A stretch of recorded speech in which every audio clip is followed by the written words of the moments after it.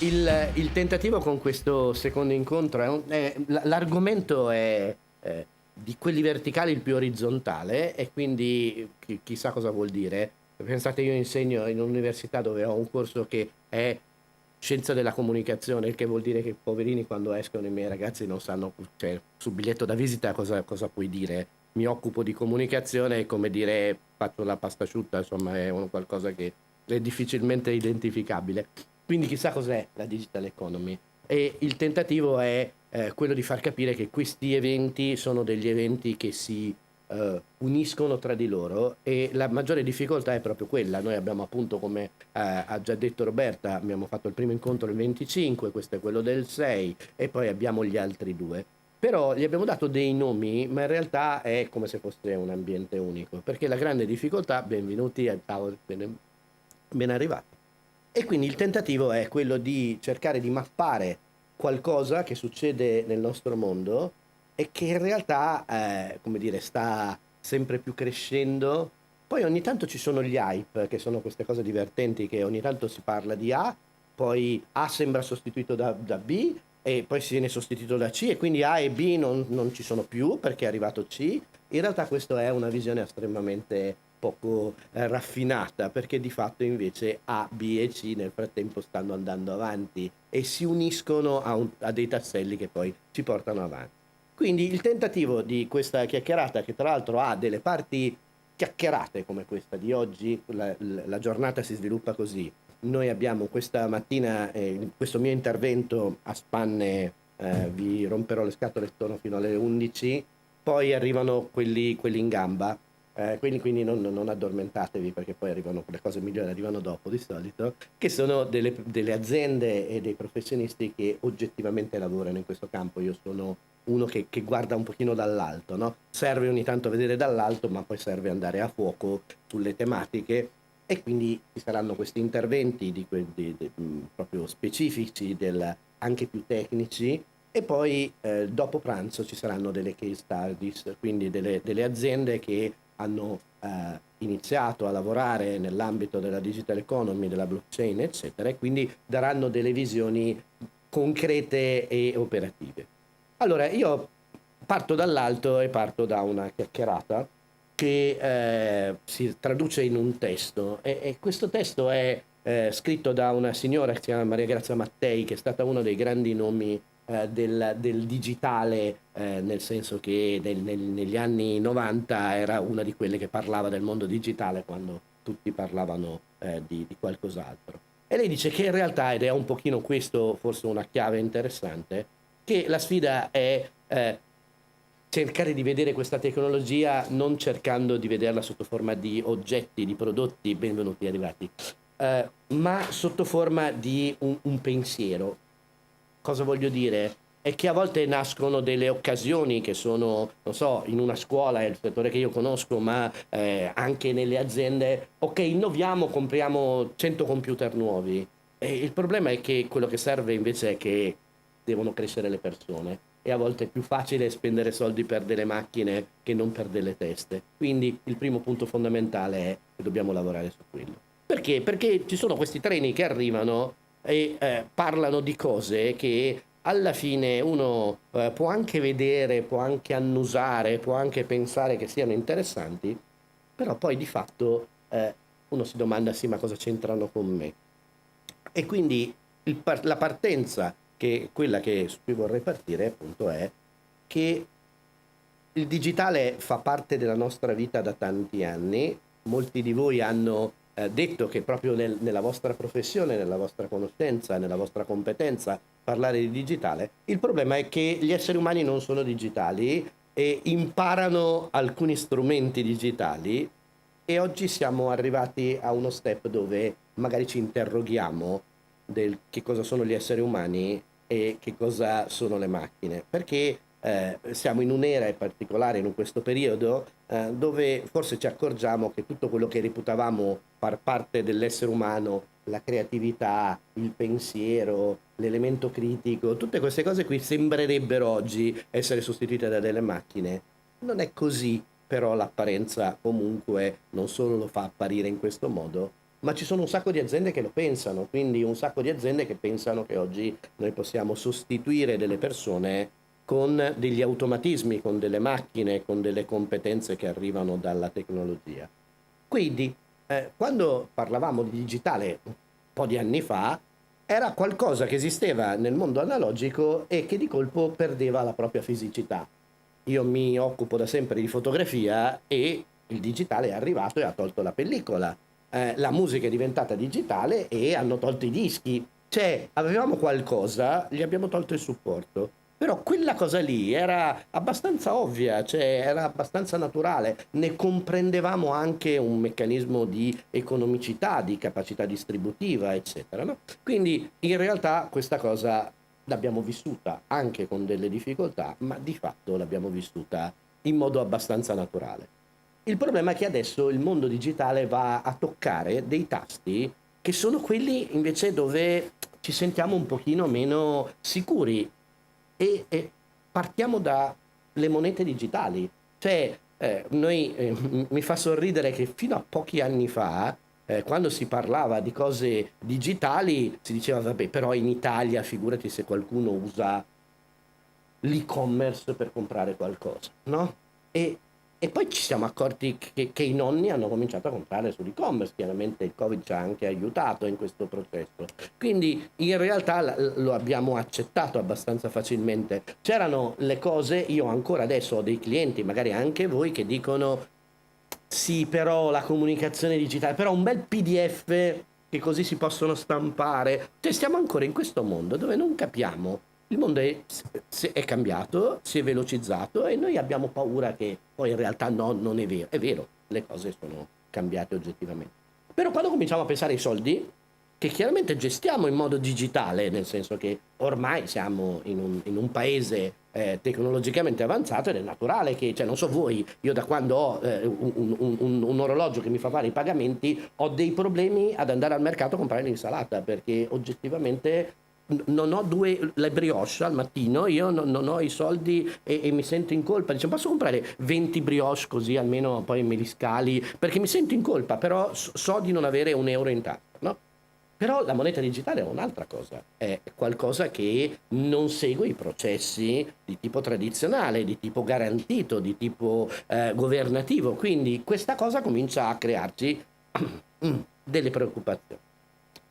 C'è la tematica del copyright. Il copyright quando le cose diventano digitali, quando vengono gestite da dei sistemi che generano immagini o testi, questa cosa crea un problema di chissà chi ha il diritto di queste cose. No? Quindi sono delle preoccupazioni.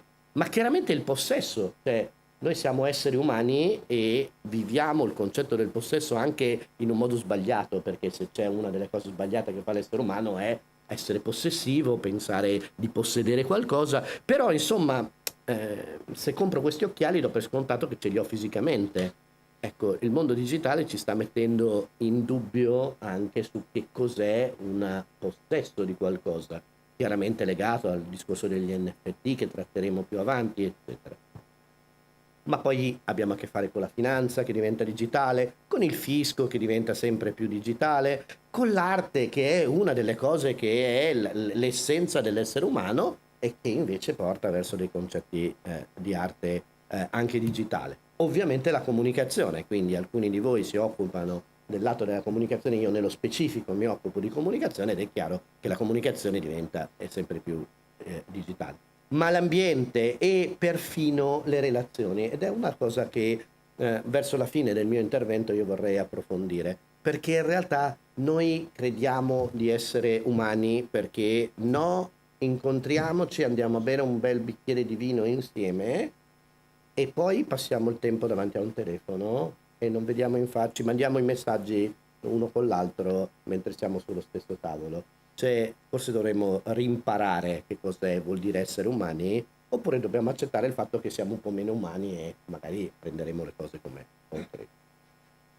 L'altro giorno, per presentare questo convegno, c'è una giornalista che mi ha chiesto se potevamo parlare al telefono 10 minuti e mi ha mandato però via WhatsApp un messaggino dove in bold mi ha scritto: vorrei un concetto che parla delle cose di cui parlerete però in modo concreto, che è anche molto è anche molto veneto come cosa, no? Bisogna essere concreti. E mi sono un po' preoccupato perché tu in 10 minuti cosa faccio a dire di come fare a essere concreti? Perché la concretezza è fare, la chiacchierata è poco concreta. Quindi mi sono domandato che cosa bisogna fare per le aziende, i professionisti o le aziende che poi faranno consulenza ai professionisti perché parte di voi fa questo tipo di cosa. Ecco, la cosa che secondo me la concretezza di oggi forse non è nemmeno fare, nel senso che noi vedremo degli esempi e delle sperimentazioni dei percorsi fatti da alcune aziende che sono inevitabilmente delle aziende che in qualche modo hanno già maturato una visione. Quello che secondo me manca e deve esserci come concretezza è, io parlo di formazione, però potrebbe essere anche coscienza, informazione. Cosa voglio dire? Le aziende che in questo momento si domandano il fatto che non tutte queste seggioline siano piene, porta al fatto che ci sono un sacco di aziende, un sacco di professionisti che pensano che, ma chi se ne frega di questa roba qui, mica che mi riguarda. Io mi occupo di cose concrete, cosa me ne frega del digitale? Poi magari posso vendere i prodotti attraverso l'e-commerce, però in realtà questa cosa non mi interessa. Ecco, il problema è proprio quello, che tutto il mondo sta diventando digitale, tutto il business sta diventando digitale, tutti i prodotti stanno diventando anche solo parzialmente digitali. Che cosa voglio dire? Che ci sarà un'anima digitale in ogni prodotto. Se noi pensiamo che le aziende in questo momento non c'entrano con questo mondo, rischiamo che davvero invecchiano facilmente, perdono delle occasioni. Quindi l'unica cosa concreta che davvero io penso sia fondamentale e per le persone che sono qui è fondamentale, ciao, ben arrivata, è proprio che oggi la concretezza è dire dentro l'azienda qualcuno se ne deve occupare, ma direi ancora di più, tutta l'azienda deve crearsi questo tipo di cultura. E facendo questo vi racconto una piccola storiellina. Io ho tante storie e devo dire che lo uso come tecnica per creare un ritmo. Ogni tanto racconto delle storielline. Questa storiellina riguarda il fatto che tanti anni fa io facevo il giornalista di questo settore e mi hanno invitato a San Francisco durante un keynote dove c'era Steve Jobs che presentava questo oggetto qua. Qualcuno di voi se lo ricorda, qualcuno di voi era molto giovane, però il concetto è che era così. E la cosa divertente è che io sono ogni tanto qualcuno rischia di pensare che io possa essere intelligente quando parlo in italiano, ma quando parlo in inglese sembro la persona più stupida del mondo perché parlo malissimo. Però mi hanno invitato, io sono andato lì e ho seguito. E poi c'erano degli incontri con due giornalisti alla volta e un manager, non era Steve, però Steve era lì davanti, dove ci chiedevano se volevamo intervenire e chiedere qualcosa. E io parlavo malissimo l'inglese, avrei tante cose, volevo chiedere tante cose, però capivano che ero stupido. Quindi pensavo molto. E c'era davanti a me, accanto a me, un giornalista tedesco, proprio tedesco, cioè che chiedeva le cose del tipo, ma questo computer quanti processori ha, cioè tutta roba tecnica, e aveva davanti uno di marketing, quindi cioè, ne sapeva quanto lui, quel povero diavolo. Si stavamo alzando e ogni tanto guardavano me dicendo, ma questo qui cosa si sta a fare? Negli ultimi 10 secondi ho detto anch'io avrei una domanda. Dice, vabbè. E gli ho chiesto nel mio stentato inglese, state presentando un mondo nuovo, state dicendo che avete una visione nuova, state dicendo che il mondo cambia, che l'informatica cambia. Questa cosa la state dicendo dentro la vostra azienda? E lui mi ha guardato e davanti al povero giornalista tedesco ha detto, finalmente una domanda intelligente. E ha detto sì, il nostro problema è questo. Noi sappiamo dove vogliamo andare. Il problema è che lo deve capire tutta l'azienda, perché anche l'ultimo dei dipendenti deve capire dove stiamo andando. E questa cosa secondo me è importante. Noi oggi siamo di fronte a una rivoluzione, se questa rivoluzione non si capisce da dentro, rischiamo che magari c'è il visionario, a volte non è neanche l'amministratore delegato, magari è quello che è lì nell'angolino che spinge. No, devono essere tutti, quindi non bisogna creare cultura in uno, bisogna creare cultura in tutta l'azienda. E questa è, secondo me, la cosa più concreta che possiamo fare e questi incontri sono fondamentali proprio per questo tipo di lavoro. Quindi scendendo un pochino più nei dettagli, io ho fatto questa presentazione molto lunga, ma dove andrò molto veloce, dove cerco di dire, ok, chi se ne frega dei soldi digitali? Abbiamo detto che è uno degli step e probabilmente magari qualcuno di voi ha iniziato a cercare di capire, magari qualcuno se ne è occupato, qualcuno magari è super esperto, anche più esperto di me di sicuro. Però chissà perché servono questa cosa, perché alla fine ci sono tanti discorsi. Ecco, il concetto del denaro digitale non è nato con l'idea di un hype che serviva per fare soldi, per guadagnare soldi, serviva per risolvere un problema. E, e questa cosa è, quando si parla di monete digitali bisogna dire che questi non sono dei consigli finanziari, perché sennò qualcuno poi pensa male, specialmente non seguite dei consigli finanziari da me, perché sono la persona più in... Però è stata una rivoluzione attesa che in qualche modo ci ha portato a dire ok, dobbiamo cercare di capire qualcosa e perché mi piace ogni tanto fare finta di essere colto, c'è questa citazione di un signore che l'ha scritta nel 1851 e che in realtà parla della problematica dell'ignoranza. Cioè, se noi chiudiamo le porte e non capiamo qualcosa, ecco, a volte può essere una strada, però il vero pericolo sono quelli che invece sono convinti di sapere le cose. Cioè, il mondo delle monete digitali, delle criptovalute, hanno un grande danno. È stato creato da quelli che avevano le idee chiare. Cioè, io impazzisco, io amo i giovani, credo che i giovani abbiano una forza incredibile, però quando mi trovo un quindicenne che mi spiega come fare a investire e come diventare miliardario, ogni tanto mi vengono dei dubbi, nel senso che, ok, va bene, ma anche quando trovo quelli che sono sicuri, quelli che ti fanno i video da Dubai dicendo ok, adesso ti spiego come fai a diventare miliardario e tu domandi, ma se tu sei diventato miliardario, perché non sei su una spiaggia felice e non rompi le scatole a nessuno? Perché evidentemente c'è qualcosa che non va. Cioè, quelli sicuri io in questo mondo li evito.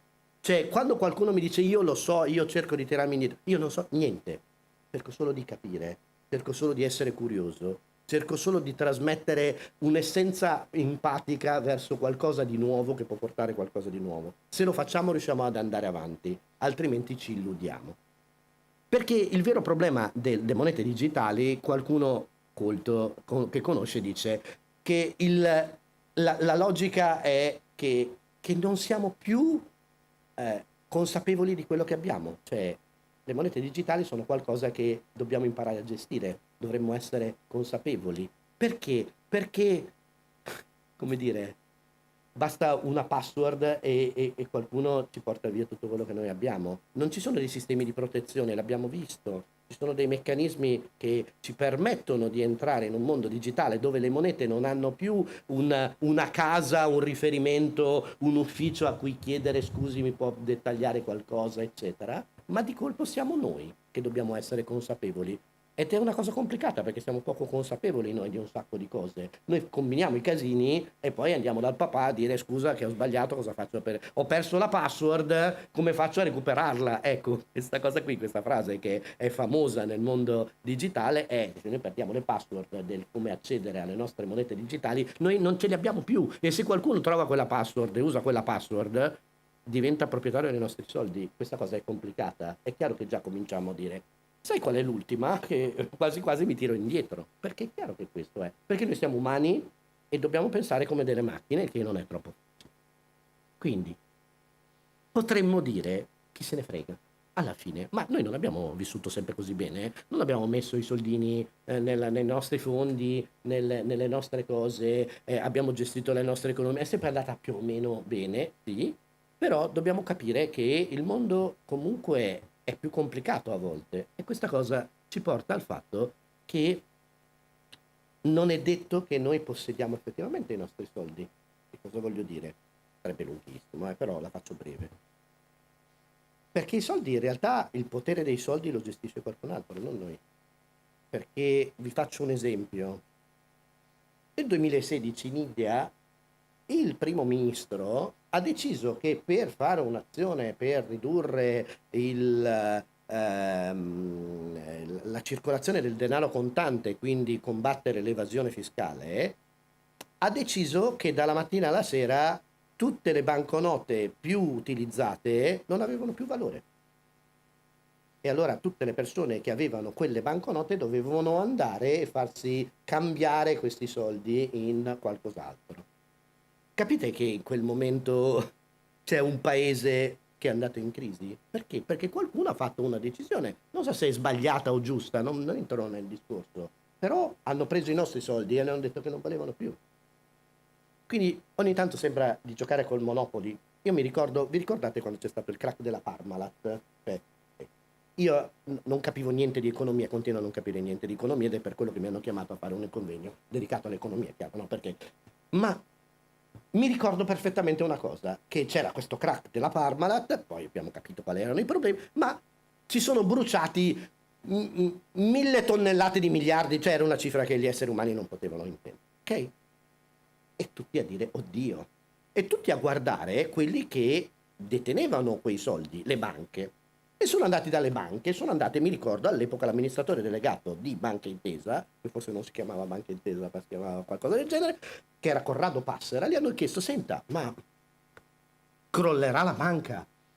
Perché questo buco, perché è la banca primaria di questi 1.000 tonnellate di miliardi di tonnellate, e questo ha guardato e ha detto, perché?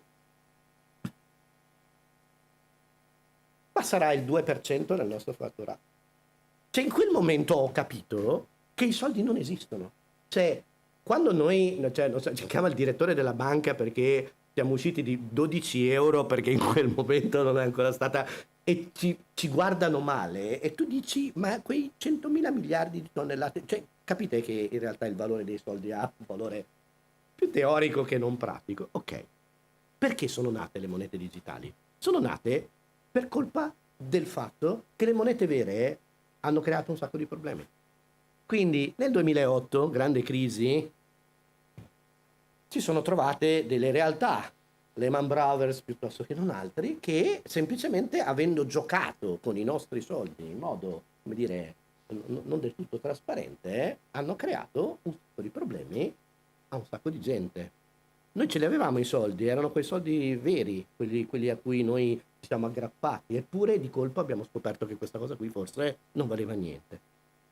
E quindi è nato per quello. Poi il problema è che sono arrivati quelli che hanno cercato di creare ulteriori danni e ne hanno creati ulteriori, no? Perché al tempo stesso fa ridere parlare di oggi di criptovalute in un momento in cui qualche, anche solo mese fa, sono successe delle catastrofi dove qualche centinaio di miliardi si sono persi. Quindi ancora una volta come facciamo a dire che una cosa non funziona quando quell'altra poi non funziona uguale? Quindi i danni da una parte sono arrivati anche dall'altra. Quindi in realtà potremmo dire, ok, allora se il giusto, se il nuovo crea danni quanto il vecchio, allora chi se ne frega. Però riprendo la stessa frase. Al tempo stesso, un sacco di persone, e qui torno al discorso del punto A, del punto B che sostituisce il C, che sostituisce D. Cioè, sentite parlare di criptovalute in questo momento? No. Sentite parlare di NFT in questo momento? No. È passato, tanto adesso c'è l'intelligenza artificiale e tu dici, ok, però nel frattempo sta succedendo qualcosa? Sta succedendo qualcosa e noi non lo stiamo vedendo. Perché un esempio, un paio di mesi fa, eh, il valore del Bitcoin in termini di market ha superato quello della Visa, ma noi non ce ne siamo accorti. Nel frattempo, i sistemi con cui si vendono le cose online, il più famoso è Shopify, ha iniziato ad accettare le criptovalute, quindi in teoria io posso aprire un sito internet, vendere le mie magliette e venderle vendendole in criptovalute. E allora qui cito una frase che in questo momento è stata molto famosa negli ultimi mesi, l'ha citata una signora, in realtà è totalmente scevra da interessi politici, però non ci hanno visto arrivare, no? E quello che voglio segnalare è che le rivoluzioni quando succedono nessuno le vede arrivare. Quando tutti ne parlano è aria fritta, è hype, è speculazione. Poi quella cosa fortunatamente crolla, va via, perché qualcuno si occupa di qualcos'altro. E nel frattempo le cose serie diventano importanti. Cioè, stanno succedendo cose. stanno succedendo e sono importanti, vi farò vedere che in realtà non è vero che le criptovalute non ci sono più. Bisogna capire a che cosa servono. Quando si sviluppa, e chi si occupa di informatica lo sa, quando si sviluppa un nuovo prodotto informatico, c'è sempre questa frase che è la killer application. Cioè, perché arriva e perché farà impazzire il mondo e tutti la vorranno. La killer application è quella cosa che traina. Qualcuno all'epoca mi ha detto la killer application del computer è stata internet, per esempio, nel momento in cui si è evoluta. Nel senso che più o meno il computer faceva più velocemente, più comodamente delle cose, ma parlo degli uffici normali, ovviamente non delle istituzioni. E poi è arrivata internet e di colpo le persone hanno scoperto che si potevano fare delle cose diverse. Insomma. Quindi tutte le cose hanno delle killer application. Il nostro problema è che in questo momento l'economia non sta andando bene.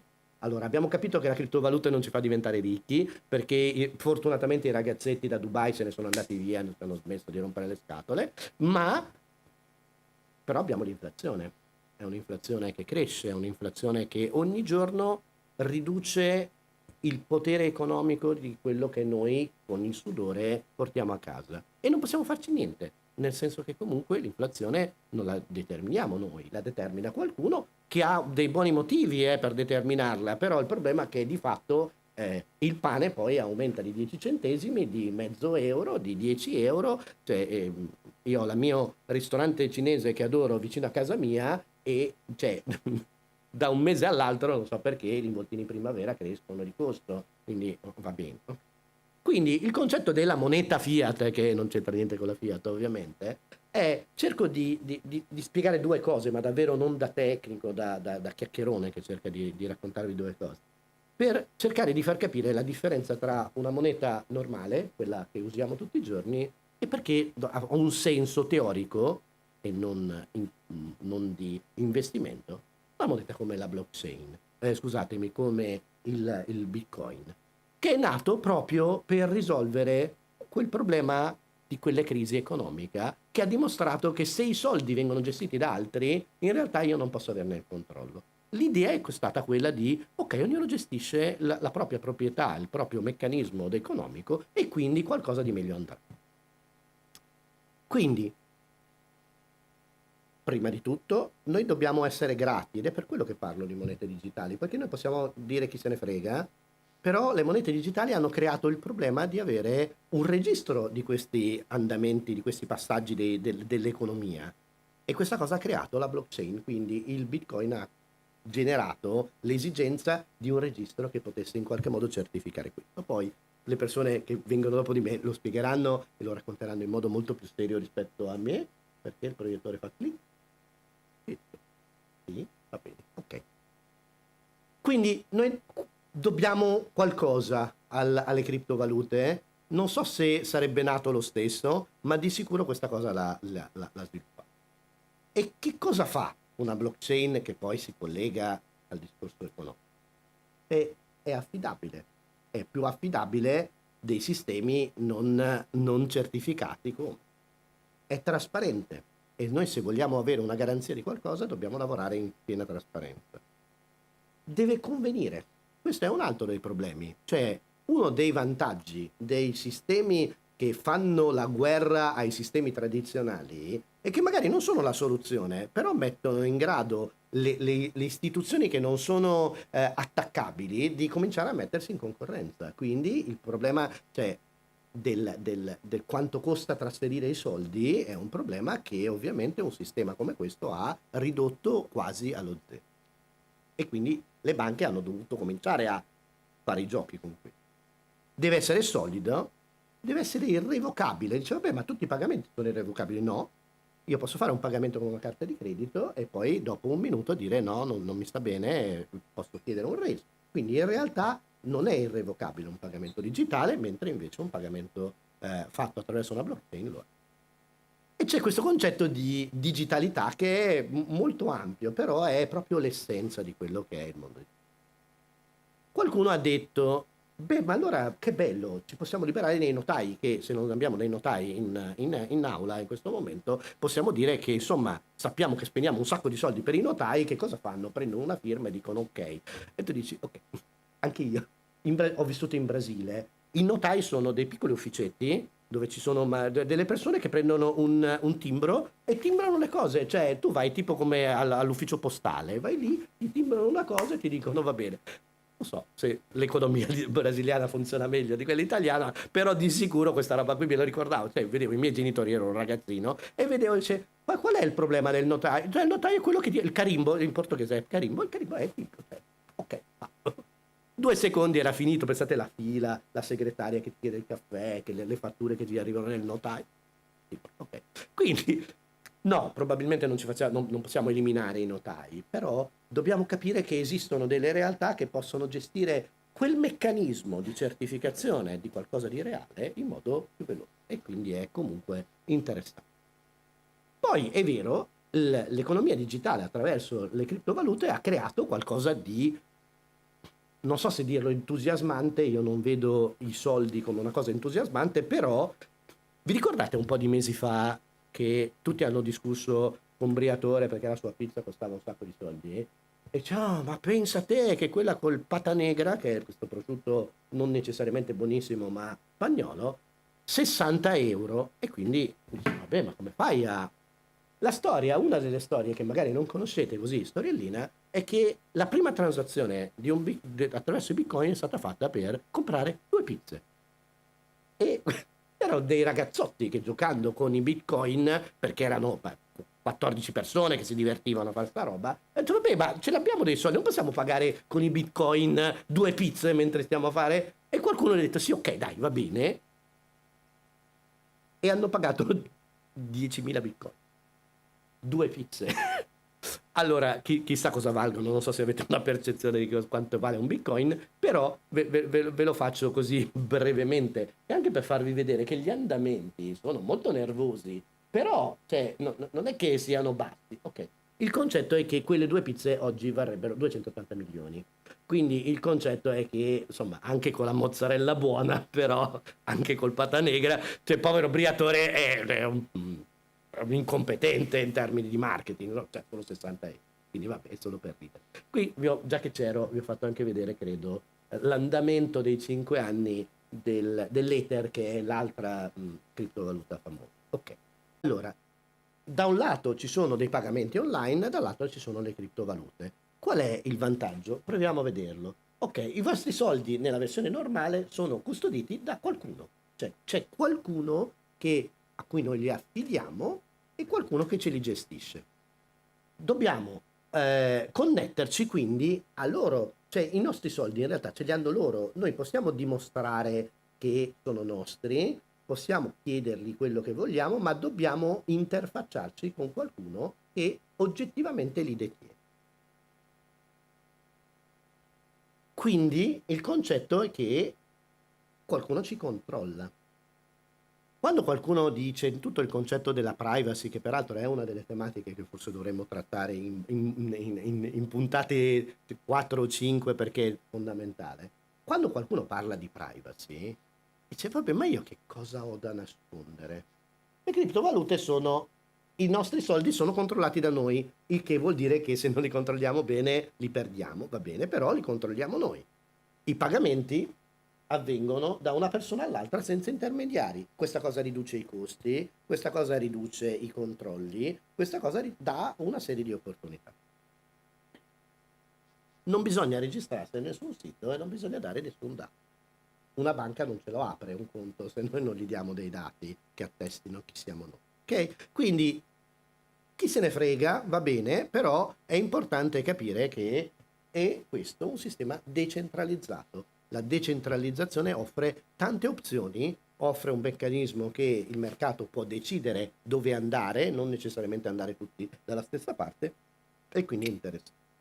La cosa interessante poi è che è un'economia che si autoalimenta, nel senso che esiste tutto questo mondo di cui dovremmo discutere volendo, che sono quello dei minatori, che sono quelli che certificando con dei calcoli matematici quelle che sono le transazioni, di questo lavoro, un po' come questi sono i minatori di Salgado, che è un grande fotografo, ma il concetto è che questa era la caccia all'oro dei minatori. Va bene, il discorso è che non è fatto così, ma è fatto con dei server molto giganteschi, consumano, adesso parleremo anche del problema dei consumi, però sostanzialmente stanno dicendo che una parte della fatica per generare questo flusso di certificazioni che attestano delle cose viene assorbito da coloro che creano le macchine, gestiscono le macchine per fare questi calcoli. Quindi anche questa cosa è interessante, c'è un'economia che fa funzionare tutto il resto. Se non ci fossero le criptovalute, ci sarebbero dei servizi da vendere e in verità c'è questo ciclo che in realtà si autoalimenta. Un altro elemento importante è capire la differenza tra, perché sono parole che magari sentiamo dire spesso, tra cripto, inteso come criptovalute, e i token. Chissà cosa sono. In realtà, per capirci, un token può essere usato come una criptovaluta, è un contratto di fatto e non il contrario. Una moneta è una moneta, un contratto è un contratto. Cerco di spiegarlo un pochino meno in superficie. Le monete sono il Bitcoin, l'Ether, che è un'altra particolarmente famosa. Però per capire che se il Bitcoin è la moneta, i soldini che noi abbiamo, le monete, i dobloni, la differenza è che invece l'Ether che lavora sui token, in verità, come in modo più complesso, è come se fosse un computer. Uno è il valore, l'altro è un calcolo e che permette di gestire un approccio e quindi consente di lavorare in modo più, come posso dire, sto cercando le parole semplici per farlo, provo a lavorarlo di così. Se uno è una calcolatrice, l'altro è uno smartphone, cioè voglio dire, uno è più semplice, ha un solo valore, è quello che vale, quello che è vale, il secondo invece è una serie di calcoli, di applicazioni che ti permettono di, non so, su uno smartphone ascoltare la musica, di scrivere dei testi, quindi a seconda di quello che io voglio fare il concetto è che un token mi permette di poi costruirlo, ma probabilmente lo vedremo nella pratica in modo più dettagliato. Una delle cose che riguarda invece l'argomento, diciamo, legale è che qualche stato ha proibito, per esempio, le criptovalute. Eh, si possono proibire dentro un paese, ma poi siamo su internet, quindi il concetto è che il protocollo funziona a prescindere dal fatto che qualcuno in quel paese ti proibisca di utilizzarlo. Quindi esistono dei controlli che a livello governativo possono essere fatti, ma entro certi limiti, nel senso che io poi mi collego con un server estero e posso fare sostanzialmente quello che voglio. Quindi è un po' difficile, è uno di quei poteri che scappano dalle mani di quelli che teoricamente possono controllare la nostra vita. Quindi con questo con vantaggi e svantaggi. Quindi bisogna capire che stiamo entrando in una piattaforma un pochino più complessa. Ci sono dei meccanismi che hanno a che fare con delle evoluzioni tecnologiche. L'Ether ha avuto un'evoluzione che si chiamava Merge l'anno scorso, se non sbaglio, più o meno, questa cosa ha cominciato a creare delle occasioni. Sostanzialmente la cosa più interessante è stata che una delle grandi discussioni che è stata fatta sulle criptovalute è che sostanzialmente generano dei consumi energetici giganteschi, mostruosi. Il Bitcoin consuma più della Finlandia in termini di Stato, cose di questo tipo. Ecco, l'Ether ha lavorato su questo e ha ridotto in un solo minuto, non vi sto a spiegare come perché è complesso dal punto di vista tecnico, però del 99,9% il suo consumo. Quindi di fatto oggi una transazione è diventata, se non totalmente assente da un problema di tipo ecologico, però ridotto quasi del 100%. E quindi questa cosa è interessante, è diventato più veloce l'esecuzione, non ci sono solo fatti positivi, ma ce ne sono altri, anche negativi, che eventualmente potremmo approfondire. Il Bitcoin in questo momento invece è ancora uno dei mangiatori di energia più ampi del mondo, però anche su questo fronte in realtà si sta lavorando per cercare di ridurlo. Quindi è vero, le criptovalute consumano tanto, è vero che questa cosa sta andando a ridursi attraverso un approccio diverso al come vengono gestite le cose, è vero che però la maggiore valuta, la più importante, ha ancora questo problema. Quindi in questo momento, se noi abbiamo, come dire, un'etica nei confronti dell'ecologia, ecco, è una tematica. È anche vero che non mi ricordo se è il secondo o il terzo ambiente che consuma di più energia, abbiamo internet, quindi comunque, come dire, siamo tutti un po' colpevoli di questa cosa. Le valute sono tante, se uno va a vedersele scopre che ce ne sono 100.000. Questo richiederebbe un approfondimento del perché ce ne sono tante, a che cosa servono, perché se ne stanno creando altre, però di sicuro le cose importanti da capire è che c'è un mondo gigantesco dietro questo, che è un mondo che ha a che fare con i soldi, ha a che fare con l'economia e probabilmente noi in qualche modo ci stanno passando sopra sotto, non ce ne stiamo accorgendo. Non vi dico occupatevene, vi dico cerchiamo di capire che questo è uno dei tasselli che stanno costruendo l'economia digitale. Non è detto che saranno quelli primari, non saranno necessariamente quelli che vinceranno. Ogni giorno si leggono cose che dicono ormai le criptovalute sono morte, domani mattina leggiamo le criptovalute sono tornate e quindi cambieranno il mondo. Il concetto è un pochino di tempo a capire questa cosa. Ci sono dei discorsi governativi, gli Stati Uniti stanno lavorando molto da un lato per combattere le criptovalute, dall'altra per crearne di ufficiali. Quindi esistono le criptovalute ufficiali degli stati, sta parlando del dollaro digitale, sta parlando dell'euro digitale. Quindi tutte queste cose magari non le percepiamo oggi, ma inevitabilmente faranno parte del nostro mondo. Dimmi.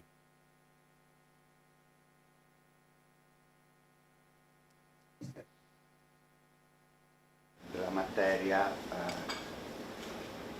questa non possibilità di controllo su un concetto di non trasparenza, riciclaggio di denaro, evasione fiscale, non Guarda, oggi ma domani. arrivo qui.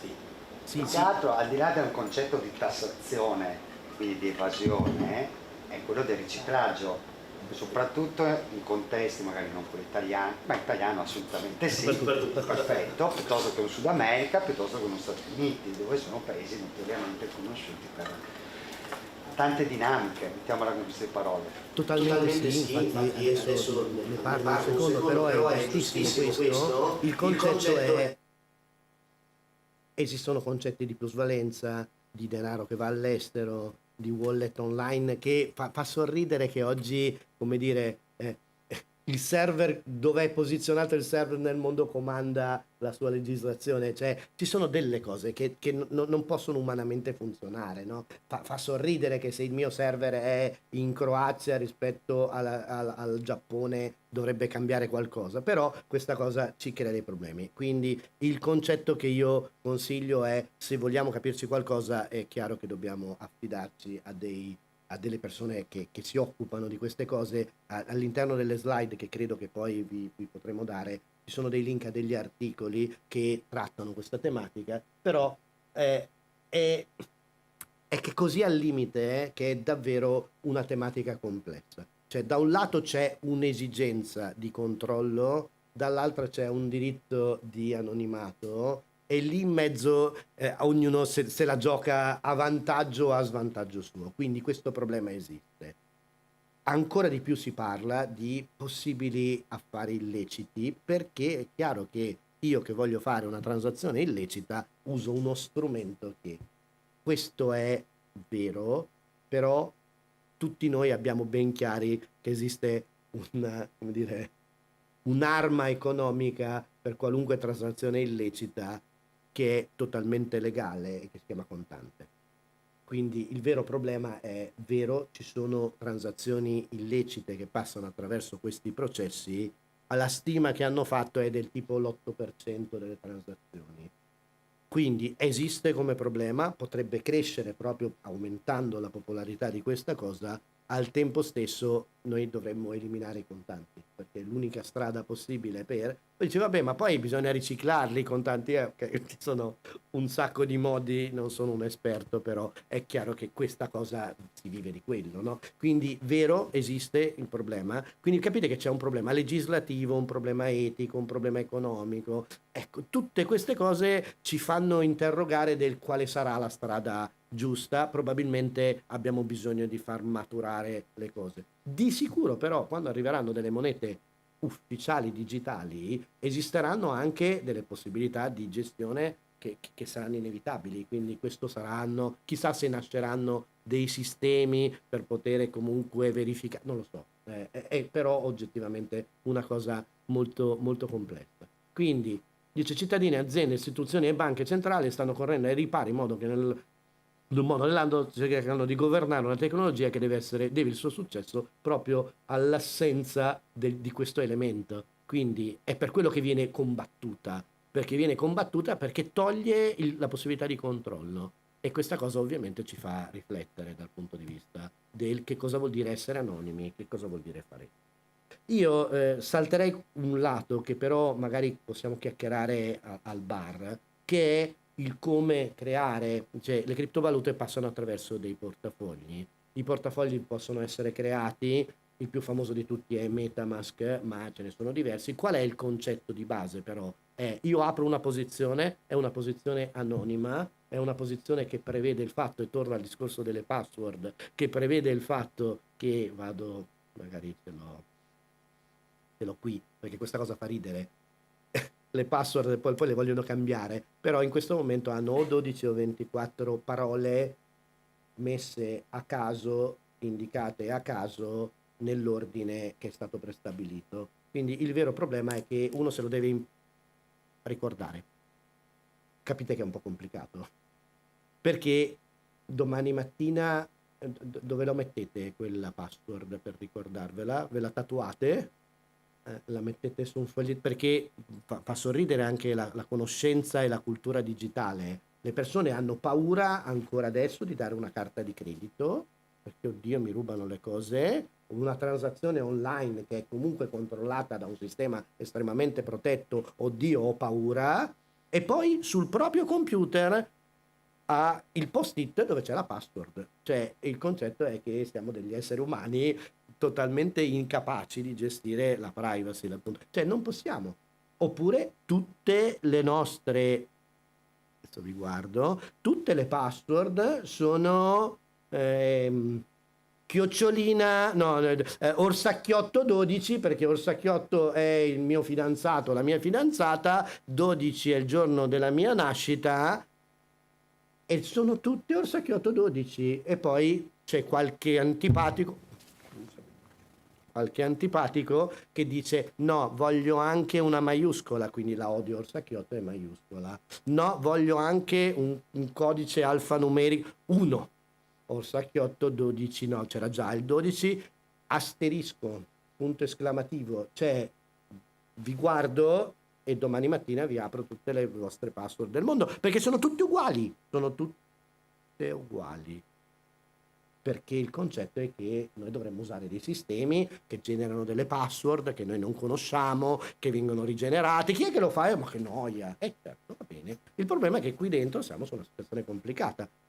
Ma poi lo mettete su un fogliettino di carta, lo mettete nel cassetto chiuso a chiave, va bene? E poi si allaga la casa. C'è un cerino e si brucia.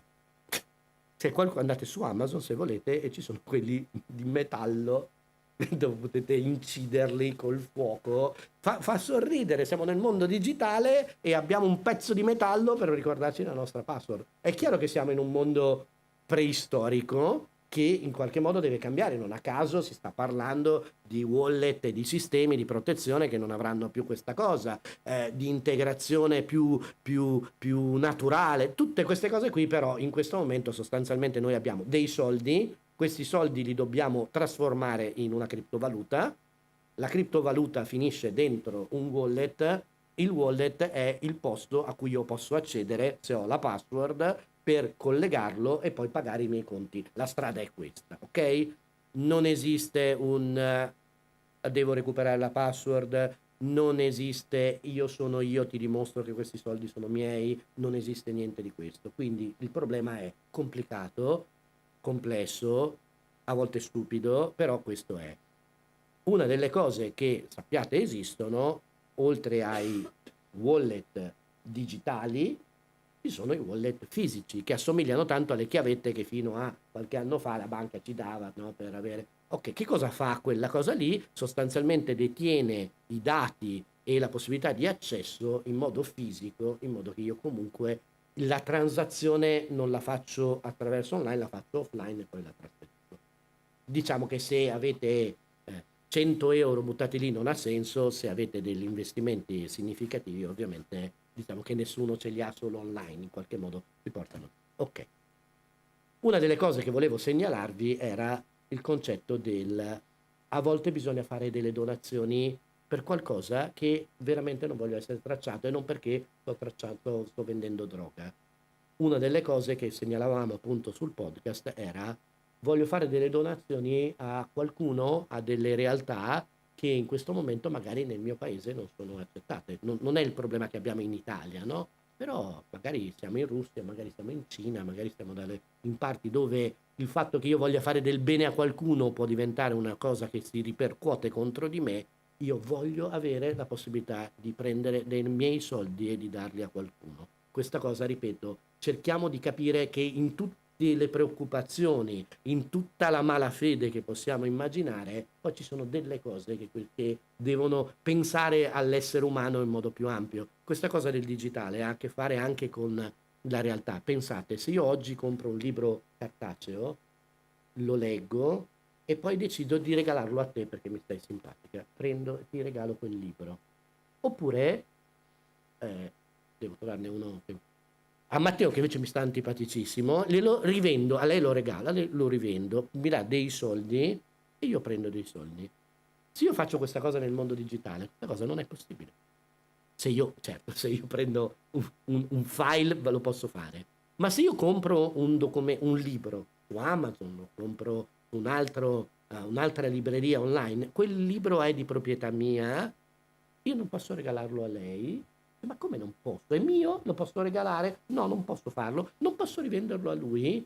Capite che i diritti dei cittadini digitali meriterebbero un pochino più di rispetto? Quindi tutte queste cose le dobbiamo intendere non solo come vantaggi, diritti, obblighi, eccetera, ma anche come qualcosa che è un pochino più ampio. Quindi pensiamoci, il mondo digitale è complicato, ha un sacco di problemi, ci crea un sacco di mal di testa, però in qualche modo intercede anche nel nostro futuro cercando di vederne dei lati migliori.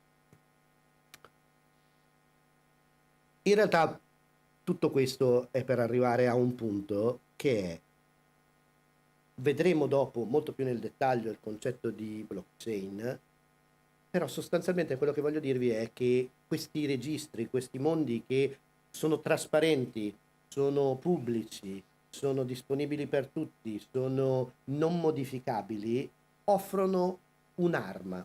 E quest'arma, io non mi occupo di tecnologia in termini pratici, ma mi occupo di tecnologia in termini di comunicazione, dico che c'è una cosa importante, che se io sono un'azienda e come azienda voglio essere, come dire, eh, ehm, propormi sul mercato garantendo che quello che io sto dicendo è vero, che quello che io faccio è ben fatto, che i materiali che io produco sono figli effettivamente di una filiera concreta, tutto questo mi porta a un concetto di reputazione, un concetto di fidelizzazione, un concetto di essere un'azienda in cui io posso credere.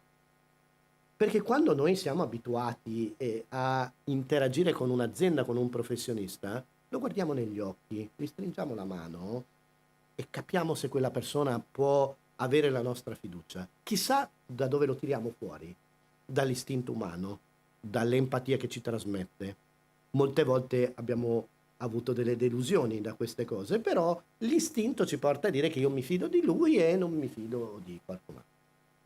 Ma quando siamo online, quando il mondo non è fatto di un incontro, come faccio a fidarmi? Quante volte, non ditemi guardo le recensioni su Amazon perché magari non è quella la strada primaria, no? Ci sono dei modi per poter in qualche modo controllarlo, però ci sono un sacco di cose che sono più difficili, ok? Quindi le relazioni fondamentali da creare magari hanno a che fare con te lo certifico, te lo garantisco, quello che dico è reale, lo puoi vedere, non è falso.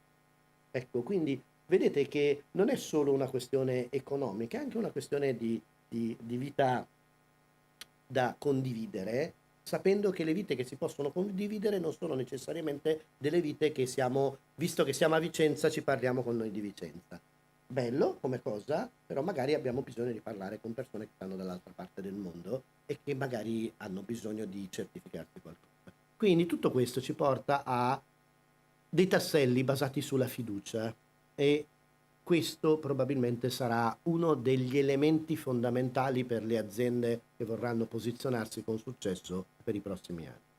E l'ho buttata velocemente all'inizio una slide, però poi c'è anche il mondo digitale che è inteso come l'intelligenza artificiale che si integrerà, perché per esempio la combinazione di blockchain e intelligenza artificiale ci può produrre dei sistemi che possono automatizzare in modo intelligente degli output, possono darci dei nuovi prodotti, possono integrare dei processi. Quindi in questo momento una delle difficoltà che in qualche modo abbiamo durante questo percorso formativo è che abbiamo fatto a maggio l'evento sull'intelligenza artificiale e c'era la gente che voleva, tutti che ne volevano parlare, tutti in questo momento vogliono parlare di intelligenza artificiale.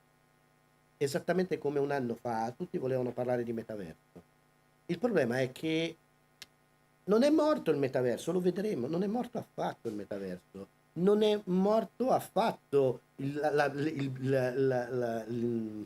la blockchain e le criptovalute e l'economia digitale. Semplicemente in questo momento oggi si parla di intelligenza artificiale, ma l'intelligenza artificiale non può vivere se non c'è un tessuto di economia digitale che poi ne permette uno sviluppo. Tutti questi elementi non sono singoli, non posso interessarmi all'intelligenza artificiale, non alla blockchain, ai bitcoin e non al metaverso, eccetera, perché sono tutte cose che con ritmi diversi, però nel sottoscala stanno crescendo e noi rischiamo di non percepirlo se non quando abbiamo i titoloni sui giornali. Quando succede quello, è già successo, vuol dire che qualcuno è arrivato tardi quando scopre quello. Quindi la cosa importante è capire, qui ci sono un po' di grafici che lo spiegano, sarebbe da parlarci 3 ore solo di questo, ma però per far capire che tutti questi mondi si uniscono. Se voi pensate in questo momento l'intelligenza artificiale è importante e le altre cose meno, sappiate che no, non ci sarà. È come costruire una casa dove io i mattoni devo metterli tutti, le fondamenta le devo costruire. Quindi magari poi mi interesso di più a qualcosa, perché magari mi specializzo, però di sicuro è importante che io lo possa approfondire. E un altro tema che si è discusso molto poco è quello del Web 3, se ne è parlato tanto, e poi qualcuno dice che il Web 3 nel frattempo è diventato un Web 4, però il Web 4 non è abbastanza e quindi parliamo di Web 5. Uno guarda e dice, senti, posso andare a cogliere le margherite? Ho delle amiche che fanno le fotografe, stiamo facendo un articolo su di loro, e loro fotografano bambini. E hanno detto, sai qual è il problema che abbiamo? È che ogni tanto ci viene da dire, ma sai che vorrei far fotografare dei bambini in un bel prato? E tu dici, "Beh, qual è il problema? Magari a Vicenza è facile. A Milano non trovi un prato, cioè nel senso li trovi i prati, ma sono dei prati brutti, non sono dei prati belli. E allora loro stanno facendo delle immagini con l'intelligenza artificiale perché non avevano i prati. Fa sorridere questa cosa, però vi fa capire che a volte noi pensiamo a delle cose stratosferiche, pensiamo al futuro, quello con i dischi volanti, e non pensiamo che il nostro problema è che non abbiamo prati. Allora, tutte queste cose dobbiamo cercare di capire nella pratica come adottarle. 2 parole su questo. Il Web 3 promette un mondo in cui hai un solo account ed esiste per tutte le piattaforme che potresti utilizzare. Cioè, in questo momento noi siamo schiavi di un mondo che ci dice che io mi devo iscrivere a Facebook e poi mi devo iscrivere a TikTok e poi mi devo iscrivere a Google e quindi la mia identità è suddivisa in tante identità diverse per un solo motivo, che queste piattaforme si fanno la guerra tra di loro. Quindi il concetto è, no, io sono uno e vorrei spostarmi, cioè decido che Instagram non mi piace più, prendo tutte le persone che sono su Instagram e le sposto, raga, andiamo da un'altra parte. Questa cosa non è possibile.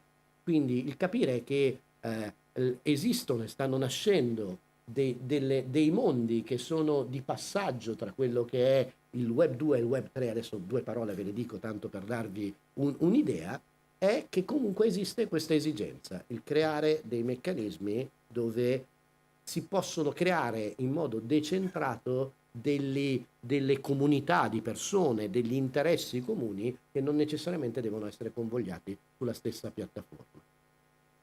Per capirci, perché si chiama Web 3? Perché il Web 1 era quello che è iniziato. Era un mondo disordinato, fatto di tanti piccoli personaggini che facevano cose, e però ha rivoluzionato il mondo. Era difficile interagire con questi mondi perché di fatto era qualcuno che dovevi scoprire che esisteva, faceva delle cose, basta, finiva lì come concetto.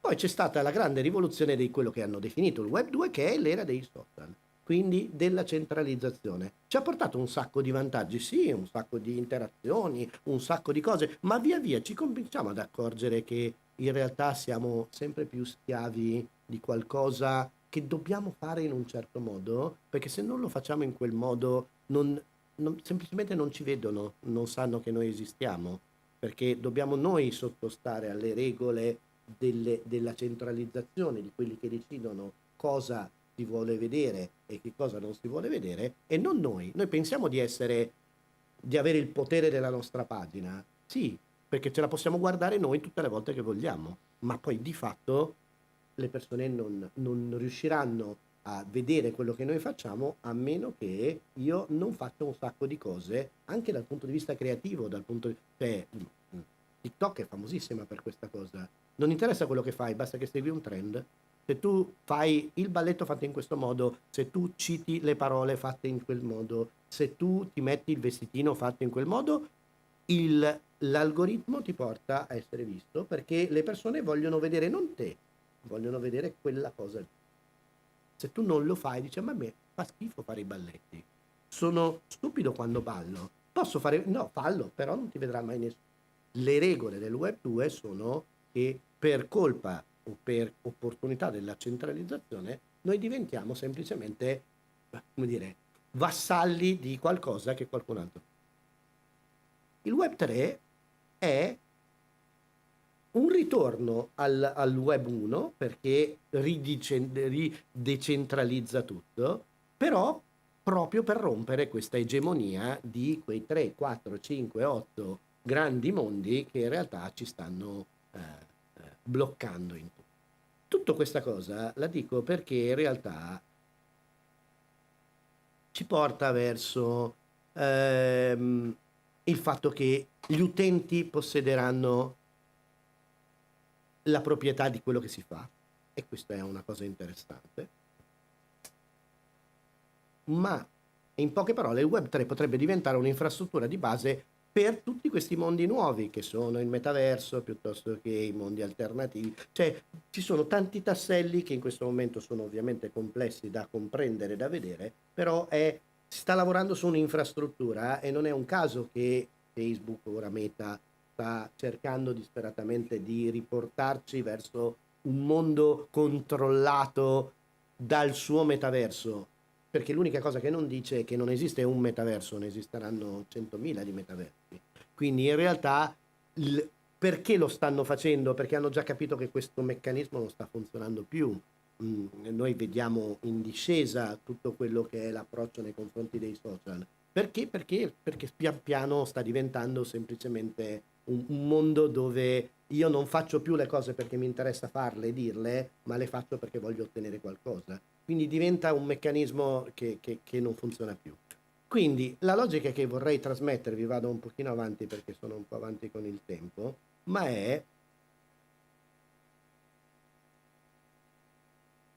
io non so quanti di voi hanno dei figli, quanto di voi siete abbastanza giovani per pensare a fare qualcosa di vostro, ma eh, vorrei spiegarvi che tutto il mondo che stiamo vivendo adesso, io non so se il Web 3 funzionerà, però vi posso garantire che il Web 2 non sta funzionando. E ripeto, proviamo a pensarlo un po' in prospettiva, magari con una visione un pochino più allargata. E ci sono persone che dicono: io sono un creativo e ho perso la mia creatività perché non posso più fare quello che mi piace fare perché l'algoritmo mi premia o non mi premia.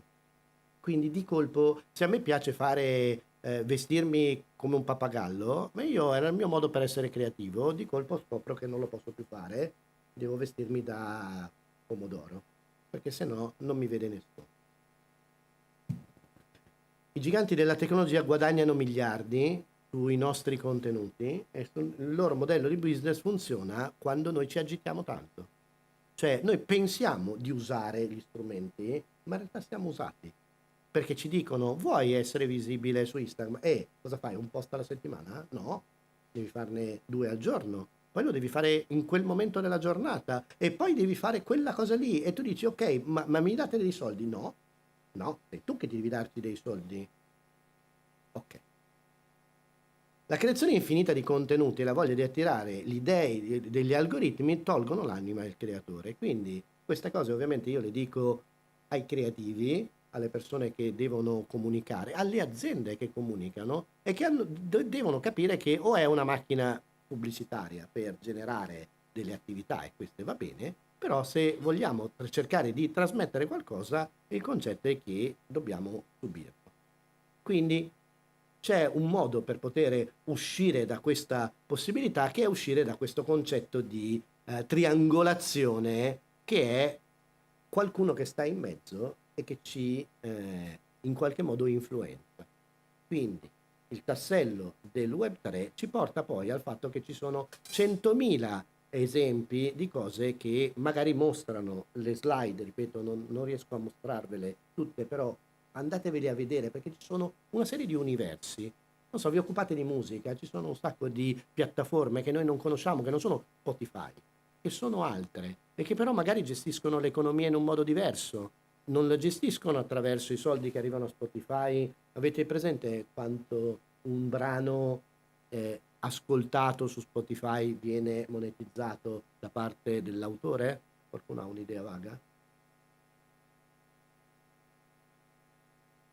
0,007 credo, sia una roba così. Quindi il concetto è, prima di riuscire a bere un caffè, 1 milioncino di stream li devi fare. Capite che non ha senso. Come? In realtà è una media, no? Perché in realtà quelli che l'ascoltano gratis vengono monetizzati meno, quindi la media è quella, no? Quella che poi di fatto è, anche perché ovviamente gli utenti gratis... no, non so se volevi dire... Ah, e quindi il concetto è, ma allora, se siamo Cristina D'Avena, magari cantiamo i puffi e magari ci sono un sacco di bambini che l'ascoltano, ma se io voglio fare musica indipendente non guadagnerò di questo, cioè non posso guadagnare di questo. Allora magari servono degli altri meccanismi, chi si occupa di immagini, chi si occupa di poesie, chi si occupa di sviluppare delle idee. Capiamo che noi stiamo facendo tanto, muovendoci come dei matti, l'obiettivo qual è? È far guadagnare la piattaforma. Poi quello che avanza un pochino viene a noi. Allora, Taylor Swift va bene perché ha 2 milioni di cose ogni 3 minuti. Allora quella cosa lì va bene. Però funziona solo per i grandi, non funziona per gli esseri umani che magari hanno trovato la bellissima strada della democratizzazione, del fatto che le mie cose, io sono in un piccolo angolino di un piccolo paesino vicino a Vicenza e ho le stesse opportunità di uno che è a New York. Potenzialmente sì, però poi di fatto nessuno ti ascolta, no? Quindi questa cosa può cambiare se io creo dei meccanismi dove tu utente ascolti la mia musica e mi piace e tu mi dai qualcosa, perché in mezzo c'è un meccanismo che non ha bisogno di essere alimentato e che è la proprietà che io detengo. Questo è per la storia dei figli, ma oltre 50 milioni di persone si definiscono creatori, la maggior parte di loro sono sottopagati e stanno lottando per neanche sopravvivere. Quindi ci sono dei meccanismi che portano a unire la blockchain, le eventuali criptovalute, l'economia digitale, che per esempio ci portano verso dei concetti che sono tipo i social token, sono delle cose che facciamo a livello sociale. Che cosa ci servono? Stanno sostituendo il modello del crowdfunding. Il modello del crowdfunding è, non so, Kickstarter, sistemi di questo tipo, dove io ho un progetto, lo propongo a una comunità di persone, dico io voglio fare un disco, mi aiutate, faccio un video, eccetera. È interessante come processo e qualcuno di voi dirà, vabbè, ma anche i punti dell'S lunga sono più o meno così, mi dai dei premi se io faccio una serie di cose. In realtà ci accorgiamo che tutti i sistemi che sono di tipo tradizionale offrono dei vantaggi. Il crowdfunding ci permette di fare un disco o di fare un libro o di fare qualcosa, però ci sta pagando per fare quell'oggetto. I punti dell'Esselunga o del supermercato ci danno delle possibilità, ma che di fatto non ci permettono di fare le cose che, per esempio, un token che viene messo su una blockchain ci permette di farlo. Io non posso prendere i punti dell'Esselunga, c'è l'Esselunga a Vicenza? No? Sì, va bene, no, perché so che in quelle parti dell'Italia non c'è. Non posso andare al Carrefour e prendere i punti dell'Esselunga, ma visto che io ho pagato da quella parte, averli dall'altra, no? Non posso rivenderli, sì, poi su eBay ci sono i punti che vengono, però il concetto è, non posso trasportare un diritto, questa cosa invece è possibile farlo attraverso un sistema di blockchain. Quindi vengono emessi per collaborare e condividere la proprietà e il valore creato insieme. Cosa voglio dirvi? Ve la faccio facile. Invece che pensare a noi che facciamo qualcosa e provo a venderla, è dire: vuoi partecipare a questo progetto e facciamolo insieme? Se poi questa cosa la facciamo insieme, torno al discorso del crowdfunding, se voi vi appassionate al mio disco, lo comprate, siete contenti e lo ascoltate, ma se voi diventate parte di un progetto dove comprate come se fossero delle piccole quote di quel progetto, che cosa succede? Che in realtà se il progetto cresce e cresce di valore, io cresco, è un po' come se fosse un valore azionario dal punto di vista pratico, però facile dal punto di vista pratico. Quindi io faccio il disco, lui lo compra perché è contento e gli piace la mia musica, lo dice a tutti, guardate che, perché se lui lo dice, lo promuove, lo fa crescere, ci saranno più persone che compreranno questo oggetto, che compreranno e aumenterà di valore, e il suo valore di quello che lui ha, un tasellino di questo disco, no? Domani mattina litiga con me perché sono diventato antipatico, no? Lo può rivendere, però il fatto che lui abbia contribuito a farlo crescere lo rivenderà a una cifra più alta. Capite che c'è un concetto più interessante perché si creano delle possibili comunità di persone che hanno gli stessi interessi per la stessa crescita di un progetto. Questa cosa rende possibile dei progetti meravigliosi potenzialmente, anche dei progetti, posso dire, anche sociali, anche per il bene del mondo. Quante volte ci siamo messi lì a dire, ma non sarebbe bello fare una... E poi ci fermiamo al fatto che poi dobbiamo farlo noi, e poi non ci abbiamo tempo, e poi, no? Se invece diciamo, ok, ho questo progetto, avete voglia di condividerlo? Condividerlo non vuol dire ti metto un like su Instagram. Condividerlo è io faccio in modo di essere parte di questo progetto e allora cominciamo a vedere che quella comunità sono di 10 persone, di 100 persone, di 1000 persone. Capite che quelle 100 persone, 10 persone valgono di più che 1 milione di followers che vi mettono un like? Perché sono parte di quel progetto. Allora queste cose sono affascinanti. Io non so se è poesia, però io voglio credere che ci possano essere delle unioni usando i meccanismi del digitale che sembrano freddi per fare in modo di fare quello che l'essere umano non riesce più a fare o che può fare solo in una realtà molto piccola. Perché magari un esempio sociale di lo facciamo a Vicenza, dice vabbè, ma i miei amici di Vicenza ci mettiamo lì, magari a Vicenza questo tipo di sensibilità su questa cosa non c'è, però magari c'è a Verona, magari c'è a Oslo, magari c'è da un'altra parte. Quindi pensare che il digitale è un elemento che può creare una forza aggregativa sociale è affascinante perché appunto un concetto è Kickstarter e un concetto sono queste cose che, ripeto, ci sono svariate forme di progetti che magari vi possono diventare degli esempi, ve li andate a cercare, ve li andate a vedere, perché magari vi vengono delle ispirazioni, magari vi si apre un orizzonte. E allora capite che il concetto interessante comincia a essere questo. I creatori, invece che vendere beni, possono decidere di condividere la loro comunità creando un'infrastruttura tokenizzata. Ciò consente a loro di creare una comunità chiusa di tutte le loro risorse digitali disponibili. Più persone possiedono l'attività, più valore genera. È un concetto simile all'NFT, però è su un progetto. Siamo parte di questo progetto.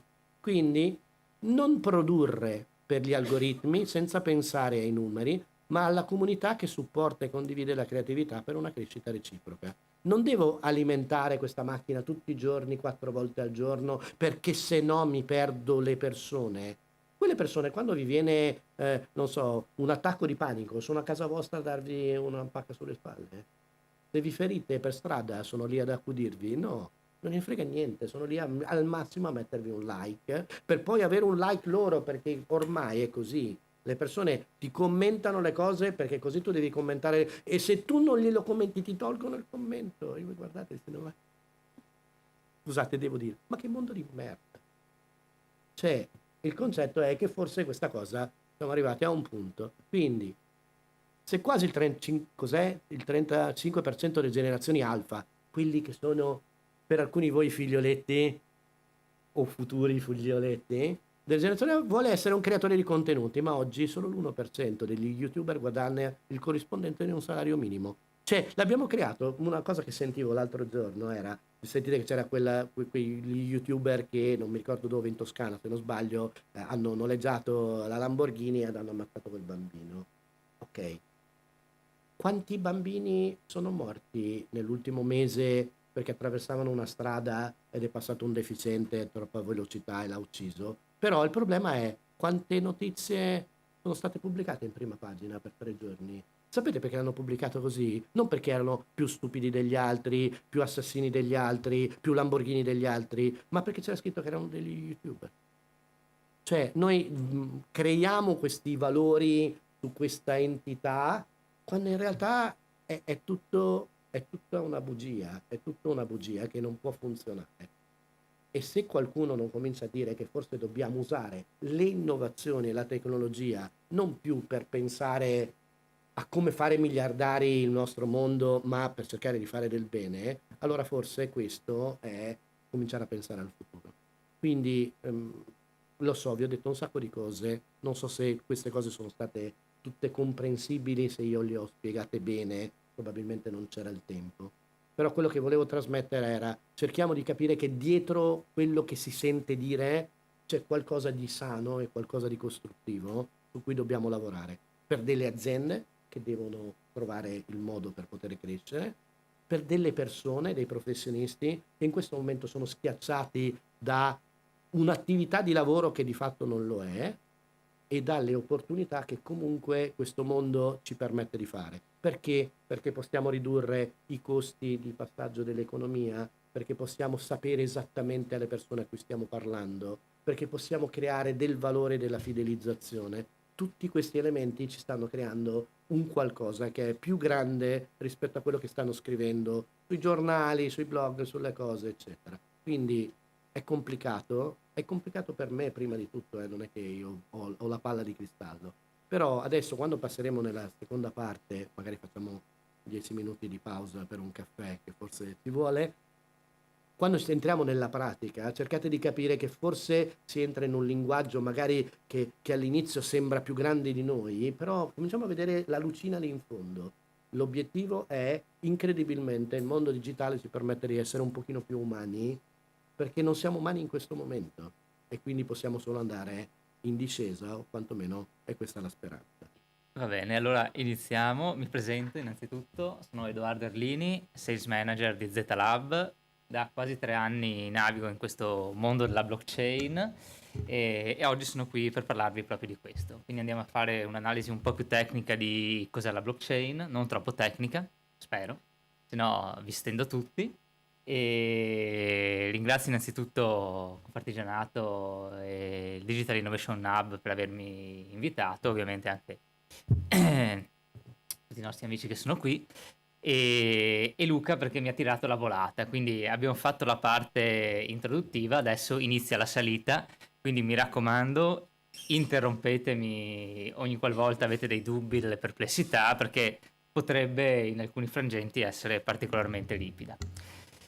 E diamo un attimo un contesto introduttivo. Ora vi do la doverosa presentazione di Z-Lab. Siamo un'azienda di Padova, siamo verticali sui progetti blockchain, facciamo solo e esclusivamente blockchain, schifiamo tutto il resto, non è vero, però diciamo che il 90% abbondante è blockchain.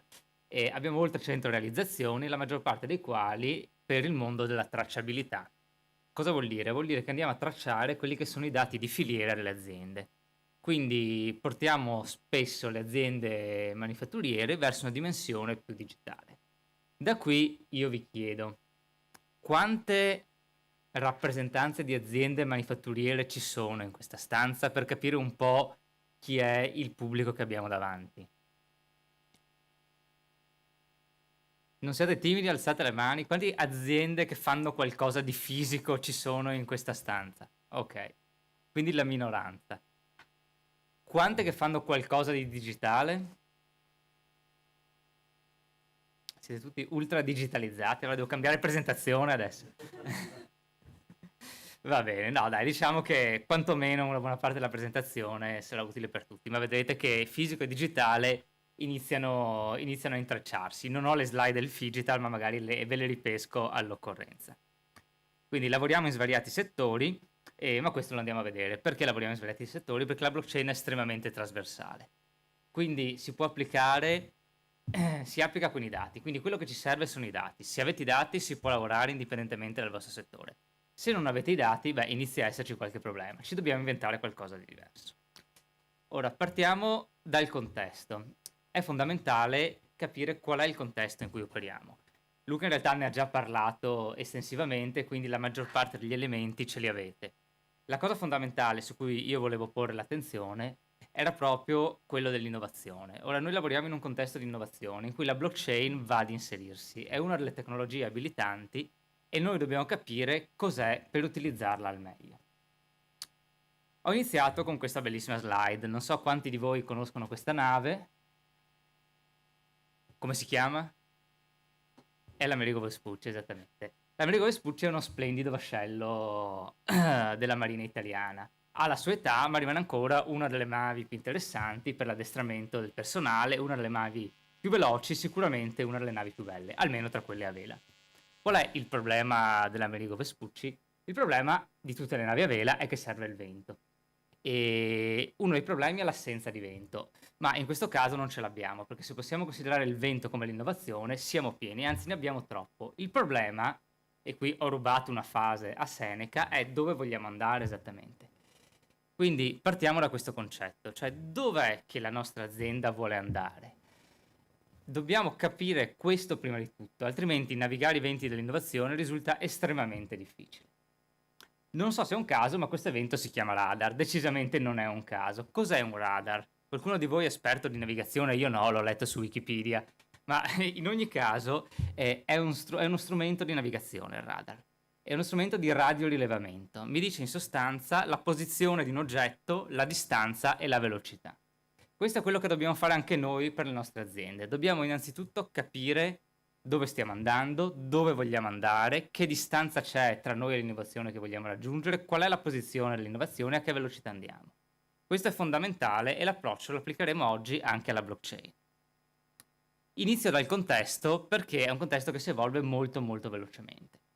Ora, 3 anni fa io parlavo con le aziende, dicevo la parola blockchain e la gente mi guardava come dire no, io lingue straniere non le parlo molto bene. L'anno successivo dicevi blockchain e la gente diceva l'ho già sentito, Bitcoin, dicevi sì, dai, più o meno sì, iniziamo a ragionare. Oggi ne parlavo anche prima con Luca, vai in una fiera, dici blockchain e tutti dicono ma certo che so cos'è la blockchain, vuoi che io non sappia cos'è la blockchain? Allora, scusa, ma... E questo è appunto un contesto che si sta evolvendo molto molto velocemente, perché la tecnologia gira con l'hype molto spesso. Prima arriva la comunicazione, poi arriva la tecnologia. Per cui tutti sanno adesso che esiste la blockchain, tutti hanno una vaga idea di cosa fa, nessuno sa, però, o molti pochi, effettivamente cos'è la blockchain. E perché? Perché la blockchain purtroppo è un concetto complicato da spiegare. È complicato perché è composito. Paradossalmente l'intelligenza artificiale è estremamente più sofisticato, perché sono una serie infinita di algoritmi, che però da spiegare è facilissimo. Guarda, usi ChatGPT, io gli scrivo una cosa, mi dà le risposte e apprende da me. Facilissimo da spiegare. Spiega nello stesso modo la blockchain, auguri, non ci riuscirei mai. Perché devono incastrarsi tutta una serie di elementi. Il contesto, dicevamo, qual è il contesto oggi in Italia e in Europa? Il contesto in quest'anno è veramente esploso. Se io do un'occhiata a cosa è successo nell'ultimo anno, io vedo il Ministero del Made in Italy che parla di blockchain, il Ministero degli Esteri che parla di blockchain, vedo il Ministero dell'Istruzione che parla di blockchain, vedo la Banca d'Italia che parla di blockchain. Cose impensabili fino a un anno fa. Un anno fa o più indietro era legata a una nicchia. Adesso la blockchain è esplosa, è qualcosa di mainstream. Ed è qualcosa di mainstream perché, perché iniziano a vedersi casi d'uso. Iniziano a vedersi i primi casi d'uso. Abbiamo quello di Olivieri, che dopo affronteremo assieme. E quindi le aziende iniziano a dire, c'è qualcosa di concreto, non occorre che mi imparo tutta quanta la pappardella su cos'è la blockchain, posso quantomeno iniziare dal vedere cosa è stato fatto. E se poi vedo che mi interessa, allora inizio ad applicarmi e a capire meglio cos'è. Quindi un contesto che è esploso a livello italiano e anche a livello europeo. Qual è la direzione in cui stiamo andando a livello di contesto italiano? Io un piccolo spoiler ve lo posso dare di questa situazione, perché noi spesso ci confrontiamo, siamo all'interno di un progetto patrocinato dall'Italian Trade Agency, l'agenzia ICE, quindi Ministero degli Esteri e Ministero del Made in Italy adesso, all'epoca era Sviluppo Economico, ed è proprio quello con cui abbiamo sviluppato il progetto con Olivieri, che ha una sua roadmap per l'implementazione della tecnologia blockchain, che è esattamente questa. Sta dicendo, oggi mettiamo il primo mattoncino. Il primo mattoncino cos'è? Vediamo come funzionano le filiere delle aziende, chiediamo di vedere i loro dati attraverso autodichiarazioni, quindi nessuno va a controllare cosa l'azienda dice, nessuno va a controllare se l'azienda dice il vero o dice il falso, poi vedremo che è meglio se l'azienda dice il vero, perché se dice il falso poi i nodi vengono il pettine con la blockchain, per fortuna e purtroppo per qualcuno. Però il primo mattoncino è questo, iniziamo a utilizzare la blockchain per rendere trasparenti i dati delle aziende. Quindi se io dichiaro di essere biologico, invece che dichiararlo sul mio sito dove posso cancellare la pagina con un click, lo dichiaro all'interno della tracciabilità blockchain. Lo dichiaro sulla blockchain così non posso più cancellarlo. E qui già iniziano a suonare i campanelli d'allarme. Come non posso più cancellarlo? Quello lo vediamo dopo. Il secondo livello sarà quello di far subentrare gli enti certificatori. Quindi io ho fatto delle dichiarazioni a livello aziendale. Molto bene, adesso io ente certificatore vado a verificare quelle dichiarazioni e che quelle dichiarazioni siano conformi ai dati reali. Il livello successivo inizia a essere quello dei controlli dell'autorità. Quindi se io ho una contestazione vado a prendere per veri anche quei dati che mi ha dichiarato l'azienda. Attenzione che questo è un passaggio molto interessante perché si passa dall'autodichiarazione aziendale a una certificazione rilasciata da un ente comunque certificato, quindi deputato a rilasciare questo tipo di dichiarazioni, a un controllo dell'autorità giudiziaria. La mattoncino finale della nostra piramide sarà quello della creazione di una piattaforma del Made in Italy, perché l'idea è esattamente quella. Se io voglio realizzare prodotti in Italia, io devo garantire un determinato livello di trasparenza. E questo verrà veicolato in futuro, saranno 10 anni, saranno 15-20, non si sa, lo vedremo, attraverso una libreria open source dove andranno a confluire tutti i dati aziendali per confermare che il mio prodotto corrisponde a quello che io dichiaro. In alcuni ambiti arriverà più lentamente, in alcuni ambiti sta già arrivando. Non so se c'è qualcuno qui appartenente all'industria tessile, ma per l'industria tessile arriverà l'anno prossimo. E anche questo lo vedremo. Quindi un contesto in estrema evoluzione. Anche a livello europeo si sta muovendo. Ho citato il tessile, qua c'è un esempio. La normativa europea sta spingendo sempre di più verso quella che si chiama economia sostenibile e circolare. Questo andrà a colpire direttamente alcuni settori, ma trasversalmente tutti. Qui vi ho citato alcuni esempi. Il tessile e l'ICT verranno colpiti direttamente. Anche il settore food in quello che è ad esempio la gestione degli sprechi alimentari. Verrà colpita qualsiasi azienda che utilizza la plastica, perché la plastica è destinata all'eliminazione progressiva, quindi mano a mano ci saranno normative sempre più restrittive. Chiunque applichi un qualsiasi imballaggio ai propri prodotti, ovviamente chi fa servizi digitali ne è esente, dovrà conformarsi alle normative. Vi saranno normative anche su altri settori, batterie, veicoli e costruzioni. Tutto questo riguarderà non solo l'adempimento delle normative, ma anche il mostrare che si è adempiute alle stesse. Quindi i dati. Alla fine la blockchain di Riffa o di Raffa ritorna sempre ai dati. Che siano contenuti online o che siano dati di processi fisici reali, si torna sempre al dato. Quello a cui si fa sempre di più è la necessità di mostrare la trasparenza del dato, di mostrare l'integrità del dato e di far vedere che i nostri valori, quindi la nostra reputation di cui parlava prima Luca, è effettivamente accorata a qualcosa di reale e io non ho paura di metterci la faccia e trascriverla in un registro in cui non la posso cancellare. A questo punto arriviamo alla blockchain. Cos'è quindi la blockchain? Vi ho dato uno spoiler, è un registro digitale. Prima di iniziare ad arrampicarci sulla blockchain, dobbiamo un po' capire una serie di termini. Quindi iniziamo a fare un piccolo glossario. Io questa vignetta le adoro, sono fantastiche, ne ho per ogni tipo di evenienza, ve ne ho messa solo una oggi e in genere la uso quando faccio formazione in ambito universitario, però è fondamentale perché se io non capisco la terminologia, non capisco praticamente niente. Quindi di nuovo una volta vi esorto a fermarvi ogni qualvolta c'è qualcosa che non vi torna, c'è un termine, qualcosa che fermatemi e dite no, scusa, passo indietro, riprendiamo un attimo, chiariscimi un attimo questo aspetto, fammi un focus perché non mi è chiaro. I termini base che andiamo a affrontare sono questi. Blockchain. La blockchain cos'è? Una tecnologia, per ora rimaniamo solo in ambito vago. È una tecnologia ed è la tecnologia che mi abilita il mondo del Web 3. Senza blockchain non c'è Web 3. Questo è un dato assodato. Cos'è il Web 3? Ve l'ha già detto Luca, quindi non mi dilungo. È un'evoluzione del Web 2 che è quello in cui siamo adesso. Cos'è il Bitcoin? Beh, il Bitcoin bisogna sempre parlarne, perché la blockchain nasce all'interno del protocollo Bitcoin. Padre, madre, figlio, genitore, allora questo non è fondamentale, però chiaro è che il Bitcoin non funzionerebbe allo stesso modo se non ci fosse la tecnologia blockchain dietro, la tecnologia blockchain probabilmente non esisterebbe se non fosse stata inserita all'interno del protocollo Bitcoin. Quindi, anche se i due ambiti poi prendono strade decisamente differenti, sono strettamente legati perché hanno una matrice comune e poi si intrecciano, si ritrovano molto spesso.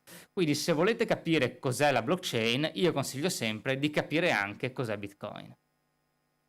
Le criptovalute sono quell'ecosistema che è stato creato al di sopra di Bitcoin e della blockchain.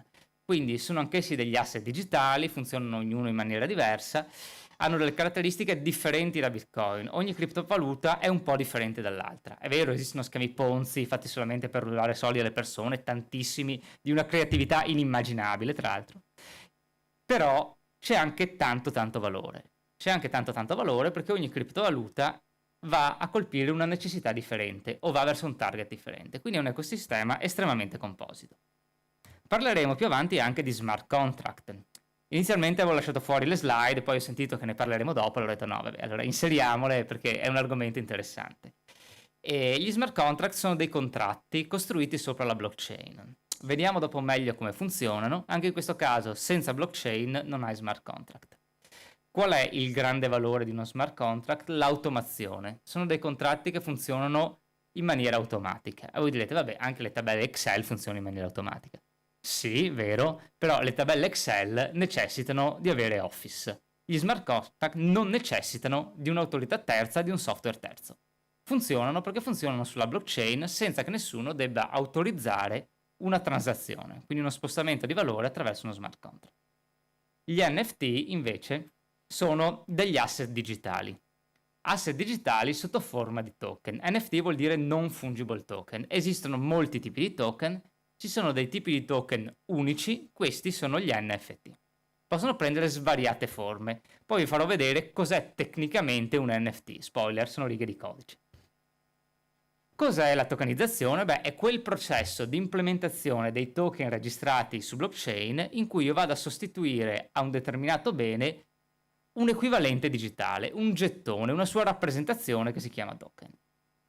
E a questo punto si può arrivare fino a quello che è il metaverso, di cui non parlerò perché altrimenti dobbiamo aprire una parentesi infinita, che non si è ancora bene capito cosa sia. Come diceva giustamente Luca prima, il metaverso non esiste, esistono i metaversi. Ora, la blockchain è, questa è mia definizione, ma la trovo abbastanza condivisa, un network informativo distribuito. E già qui vedete la difficoltà di spiegare la blockchain. Uso 3 parole e cazzo devo darvi 3 definizioni diverse. Già qua mi dici no, scusa, guarda, basta, dammi una cosa più semplice. Purtroppo ci dobbiamo passare, non c'è verso, bisogna passarci. Quindi, cos'è un network? Un network inteso in senso informatico. È un insieme di computer, inteso nel senso più ampio del server, computer, server, macchine virtuali, quello che volete, che tutte assieme forniscono un determinato servizio attraverso dei nodi. Non so chi voi ha la familiarità, qualcuno sicuramente. Diciamo semplicemente sono dei computer, dei server, dei nodi informatici che tengono assieme un determinato sistema. Questo è un network, per farlo in maniera molto semplice. Perché informativo? Perché all'interno di questo network passano delle informazioni. Che tipo di informazioni? Dati. Che tipo? Vario. Non sto ad andare troppo in profondità. Qualsiasi tipo di comunicazione può passare attraverso la blockchain. Qualsiasi tipo di dato può passare attraverso la blockchain. L'importante qual è? Che all'interno di un network è informativo quando i differenti nodi, le differenti componenti riescono a scambiarsi l'informazione. Fin qua niente di troppo avveniristico in realtà. È come funziona un qualsiasi tipo di network informatico tradizionale. La componente più complessa è quella del network informativo distribuito. Prima avete sentito spesso nominare la parola centralizzato. Un network centralizzato è quello che vedete qui in figura, cioè un centro che controlla il passaggio dell'informazione. Se io voglio passare un'informazione a uno di voi e devo passare attraverso un centro, mettiamo che sia lì, l'informazione va sempre triangolata, non può mai passare in maniera diretta. Cosa vuol dire questo? Che il centro ha il controllo del dato in entrata e in uscita. Se io voglio fare un bonifico o inviare soldi a Luca, ad esempio, come faccio normalmente? Io posso farlo a milioni di sistemi, posso farlo attraverso Revolut, posso farlo attraverso PayPal, posso fare un bonifico, ma a meno che io non gli dia del contante, la transazione passerà sempre attraverso un network centralizzato che può decidere di negarla. Può decidere di negare il fatto che io sia in grado di dare il comando della transazione o può autorizzare il mio comando ma negare che Luca la riceva. E questo è come funziona la stragrande maggioranza dei sistemi informativi attuali. Sono sistemi centralizzati, in cui il centro ha il governo e il potere di negare. Questo implica il single point of control, quindi la singola capacità di controllare, ma anche il single point of failure. Perché se io voglio inviare dei soldi a Luca, ma il sistema in questo momento, la mia banca è in manutenzione, io non posso, punto, me la devo mettere via. Se tutti i miei soldi sono il mio conto in banca, il mio unico sistema è quello, io devo aspettare che finiscano le 24 ore di manutenzione. Mentre all'interno di un network di tipo distribuito, i rapporti sono tutti peer-to-peer, quindi diretti dal punto A al punto B, dal punto B al punto A, senza che nessuno possa negare la transazione. Sotto c'è sempre un network che funziona, ma il network non fa un'analisi dell'informazione che sia qualitativa. Non va a decidere se io ho i criteri o meno per trasferire o ricevere un certo tipo di informazione. La blockchain funziona così, è un network di tipo distribuito. Nessuno può impedirmi di inserire informazioni all'interno della blockchain, nessuno può impedirmi di leggere le informazioni all'interno della blockchain. E questo fa scaturire tutta una serie di proprietà. Quindi, qua vi ho fatto la definizione univoca, la blockchain prende la forma di un registro digitale condiviso. Immaginiamoci proprio un registro, dopo vi farò vedere la figura, un grosso libro mastro. È condiviso perché tutti quanti i componenti hanno l'accesso all'informazione, l'inserimento dell'informazione viene disciplinato attraverso determinate regole, anch'esse condivise, quindi ad esempio se facciamo un network in 3 persone, possiamo disciplinare che solamente se c'è l'assenso di tutte e 3, le informazioni entreranno all'interno della blockchain. Una volta che l'informazione entra all'interno della blockchain, non solo rimane visibile a tutti, se noi così abbiamo stabilito, ma viene anche duplicata su tutti i nodi. Quindi tutti e 3 avremo l'accesso allo stesso dato e la stessa informazione duplicata sui nostri server.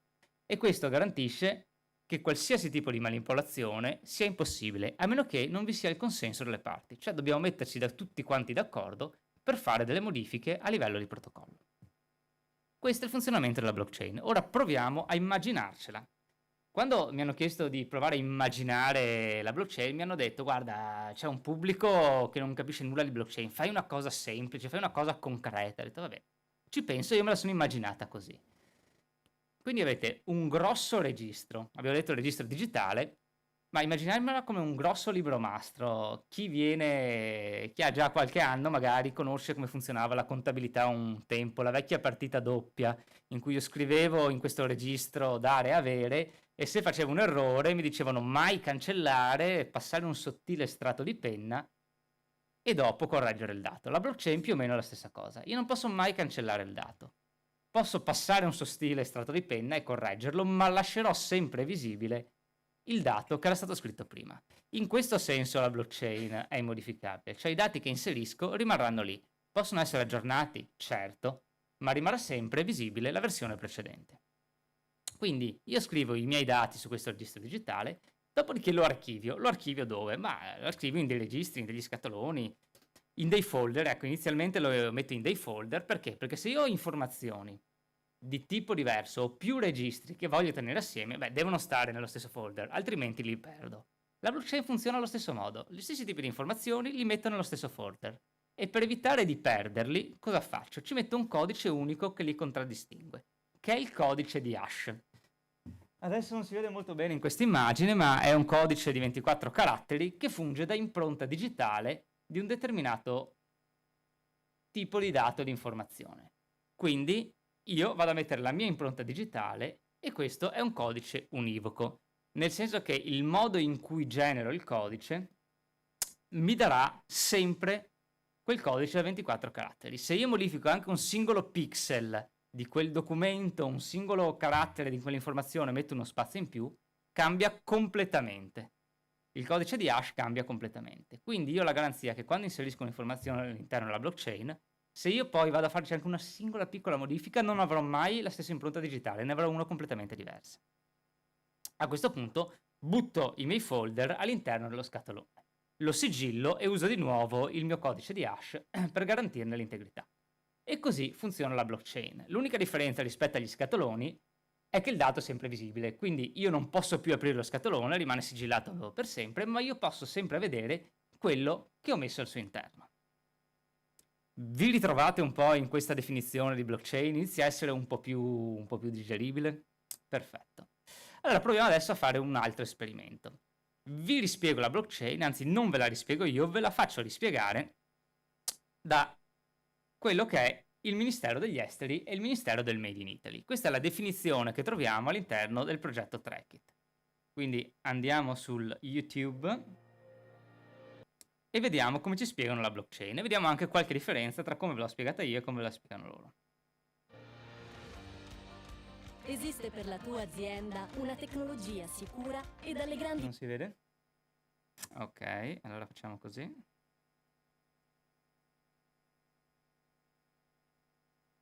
Un sistema più grezzo ma efficace.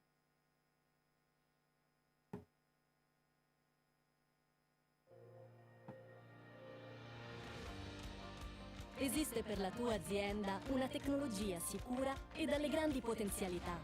Si chiama blockchain, che è, come dice la parola, una catena di blocchi collegati tra loro che contengono informazioni. Con una semplice operazione, chiamata transazione, l'informazione viene salvata e registrata in una sequenza di blocchi. Blocco dopo blocco si forma così una catena di informazioni, la blockchain, unica e autentica, dove ogni informazione inserita verifica e conferma quella precedente. La blockchain è un registro digitale che archivia ogni evento ed è totalmente tracciabile e trasparente. I dati registrati in blockchain sono inconfutabili, contengono informazioni di cui non è possibile mettere in dubbio la provenienza. Ecco perché la blockchain è una tecnologia sicura. Le informazioni vengono archiviate su un registro inviolabile, rendendo così la catena protetta e resistente. Scopri di più sul sito www.ite.it/i.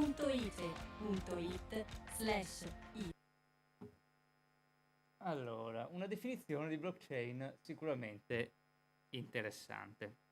Quello che a me fa sempre sorridere di questa definizione di blockchain è che manca la parola registro distribuito. Improvvisamente è sparito il concetto di distribuzione, si vede che non piace molto ai ministeri. Perché? Perché non esiste la blockchain, esistono le blockchain. Esiste la blockchain di Bitcoin, esiste la blockchain di Ethereum, ogni singola criptovaluta, ne esistono 10.000, forse di più, ha la sua blockchain. Quindi esiste una varietà estrema di blockchain che hanno capacità differenti e utilizzi differenti. Se vogliamo segmentarle in macro settori, esistono le blockchain pubbliche e le blockchain private. Io non ho niente in contrario verso le blockchain private, però qualcun altro vi direbbe che le blockchain private non sono blockchain, perché non hanno quei caratteri fondamentali di distribuzione per essere considerate blockchain. Perché? Perché sono spesso blockchain permissioned. Quindi blockchain, programmi strutturati come una blockchain, dove però l'informazione può essere inserita solo da determinati attori, o determinati attori devono autorizzare l'accesso all'informazione. Ma allora torniamo ai sistemi centralizzati. E questo è un po' il problema. Cioè una blockchain privata ha una sua dignità, ha un suo utilizzo, specialmente quando io devo caricare una grande mole di dati. Perché? Perché ogni qualvolta io carico un dato in blockchain pubblica, e qui si collega in maniera inscindibile la blockchain con le criptovalute, io devo pagare. Ogni volta che io registro un dato in blockchain, io devo pagare. Quanto? Dipende. Lo registro su Bitcoin 100 euro, lo registro su Algorand 0, qualcosa centesimi. Quindi c'è molta varietà. Chiaro è che questo rende la blockchain estremamente resiliente, perché se io voglio fare dello spam in blockchain, se io voglio cercare di causare dei danni al network di Bitcoin per fare causare un rallentamento che duri una decina di minuti, io devo spendere 100 milioni. Quindi è difficile che mi convenga. Recentemente è venuto fuori e ha rallentato un po' il network perché erano usciti i cosiddetti ordinals, degli NFT legati su Bitcoin. Ma perché in quel caso? Perché il gioco vale la candela. Non so se guardate i prezzi di questi NFT in giro, ma valgono decine, non centinaia di migliaia di euro l'uno. Quindi in quel caso ne è valsa la pena. Ma se io devo ogni volta spendere per caricare dato, ci penso molto bene prima di caricare un dato. E soprattutto evito di fare lo spam. Questa capacità è tipica delle blockchain pubbliche. Le blockchain private invece non ce l'hanno, perché funzionano in maniera differente. Quindi esiste blockchain pubblica, esiste blockchain privata, entrambe hanno una loro dignità, ma io sono del parere che se non specifico blockchain privata, sto parlando di blockchain pubblica. E se parlo di blockchain in generale e intendo una privata, sto nascondendo qualcosa. Però è solo la mia opinione, che poi l'IBM magari poi la pensi in maniera diversa. Quindi avete capito cos'è la blockchain? L'avete capito? Siamo concordi su cos'è la blockchain? Interroghiamo. Se dite sì, vi interroghiamo. Siete pronti per vedere veramente come funziona la blockchain? Eccola. La blockchain funziona così. Non si capisce assolutamente niente. Però l'esempio che ho fatto prima è abbastanza calzante, perché ho parlato di scatoloni. Scatoloni che sono composti da cosa? Da un contenitore e da un coperchio. E effettivamente la blockchain è realmente creata così. Cioè c'è un contenitore in cui ci sono tutti quanti i dati, quindi ogni volta che noi scriviamo all'interno le informazioni, queste finiscono nella parte di contenitore. La parte complessa, che è quella che però a noi non interessa nella maggior parte dei casi, è quella del coperchio. Il coperchio è un gran casino, perché all'interno ha il codice di hash, quindi l'impronta digitale, che è un elemento fondamentale e di questo abbiamo parlato, ma neanche molti altri. Vabbè, ha il timestamp, semplicemente la data precisa di quando un'informazione è stata registrata, ha il nonce e l'hash of block data. Qua iniziamo a prendere concetti molto molto complicati che ve li risparmio, anche perché cambiano da blockchain a blockchain. Diciamo semplicemente che mi garantiscono che non possa essere manipolato uno dei blocchi una volta che è inserito all'interno della blockchain. Quando nel video dicevano la blockchain garantisce che le informazioni prima e dopo non possono essere manipolate, è esattamente questa componente qua. L'unico focus che volevo farvi di questa slide era la parte che ho cerchiato, si vede anche un po' male, in rosso. Questo è il funzionamento dell'hash. Allora, qui sotto, esattamente, lì sotto, la freccia luminosa, grazie mille, mi indica due frasi pressoché identiche, ok? The red fox jumps over the blue dog e the red fox jump over the blue dog, quindi un errore. Piccolo errore, una V diventa una U. La funzione crittografica dell'hash, che è quella che vedete dopo, cambia completamente, è quello che vi dicevo prima. Basta fare un piccolo cambiamento e il codice di hash viene completamente differente. Questa è l'impronta digitale, questo è ciò che garantisce appunto l'integrità dell'informazione attraverso il codice di hash. Ora, questa slide risulta sempre evocativa, genera timore reverenziale, quindi la abbandoniamo e andiamo su una cosa molto più semplice.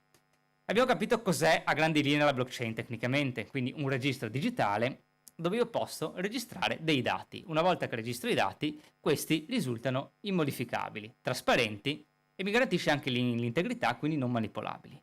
Quando io uso la blockchain, la posso usare in svariati ambiti. Adesso rilassatevi perché le slide successive saranno molto più semplici. Allora, posso usarla, questo è proprio un concept base di come io posso usare la blockchain a livello aziendale. Posso usarla, ad esempio, per garantire tutti i valori di sostenibilità. Adesso la sostenibilità va di moda, è un trend topic che tira tantissimo, a tutti piace la sostenibilità. Tutti scrivono di sostenibilità, tutti comunicano di sostenibilità. Quanti la fanno? Dai, una buona parte. Cosa fanno però? Non si sa. Noi siamo un'azienda green perché noi piantiamo degli alberi. Dove? In giro per l'Italia, sì, ma me lo puoi dimostrare? Guarda, abbiamo speso 10.000 euro per una causa. Faccio, sì, me lo puoi documentare con i dati? Poi guarda, adesso ti tiro fuori, puoi vederlo sul sito. Sì, un sito che tu puoi modificare quando vuoi. Quindi gli alberi che magari erano 100.000, domani diventano 10.000, poi 1.000 e poi spariscono. Ecco, la blockchain invece mi vincola in tale senso, perché se io scrivo che ho piantato 10.000 alberi, in blockchain rimane. E a quel punto ti chiedo di provare anche dove li hai piantati questi 10.000 alberi. Fammi vedere effettivamente che tu ti sei appoggiato a un servizio che aiuta la riforestazione, ad esempio. Se non posso farlo, questo diventa un problema. La blockchain quindi mi aiuta, se sono un'azienda virtuosa, a mostrare effettivamente quello che faccio. Se io invece sono un'azienda che fa greenwashing, la blockchain è un problema. È un problema fino a un certo punto, perché io comunque posso dichiarare il falso all'interno della blockchain. Ma se poi viene fuori che io ho dichiarato il falso, io quel dato non lo posso più modificare. Sì, posso aggiornare e dire ho sbagliato, erano 1.000, non erano 10.000. Ma se lo aggiorno dopo 2 anni, non è molto credibile questo dato effettivamente, dopo che per 2 anni ho parlato di un'altra cosa. E questo può avere anche rilevanza in un giudizio, perché attenzione, la blockchain può avere valore probatorio in giudizio. Questa è una cosa che spaventa moltissimo le aziende, perché dicono no, io scrivo un dato sbagliato per sbaglio. Non è un problema di scrivere dati sbagliati che possono tranquillamente essere corretti, è proprio un problema di condotta. Se io faccio bene le mie cose, la blockchain è uno strumento potentissimo. Se io invece ho delle zone d'ombra, il consiglio spassionato che vi do è non utilizzate la blockchain, o non utilizzatela almeno per quelle zone in cui ancora vi sono delle parti oscure. Utilizzatela per valorizzare quelli che sono i vostri valori aziendali, quelli che sono trasparenti, quelli che sono i vostri punti di forza. Per il resto, magari ci sono altre tecnologie migliori, c'è il marketing digitale, ci sono le agenzie di comunicazione, ma la blockchain lasciamolo un attimo da parte. Quanti di voi sono un'agenzia di comunicazione qui? Però scusa, questa cosa sempre più andremo avanti e più questi valori certificati verranno considerati, come dire, se tu non lo certifichi diventa quasi come un dichiarare che quello che dici, quindi da un lato ci verrebbe da dire vabbè, allora facciamo niente, però a un certo punto ci sarà un momento in cui questo avrà un riferimento che mi porterà a scegliere un'azienda A o un'azienda B. Assolutamente. E questo lo vediamo, ci sono 2 forze che stanno spingendo, una dal basso e una dall'alto. E le vostre aziende sono esattamente nel mezzo. La forza che spinge dall'alto è quella normativa. Quindi l'imposizione da parte del legislatore nazionale, europeo, internazionale di determinati standard. Per cui vi verrà sempre più detto, voi dovete provarci le cose attraverso i dati.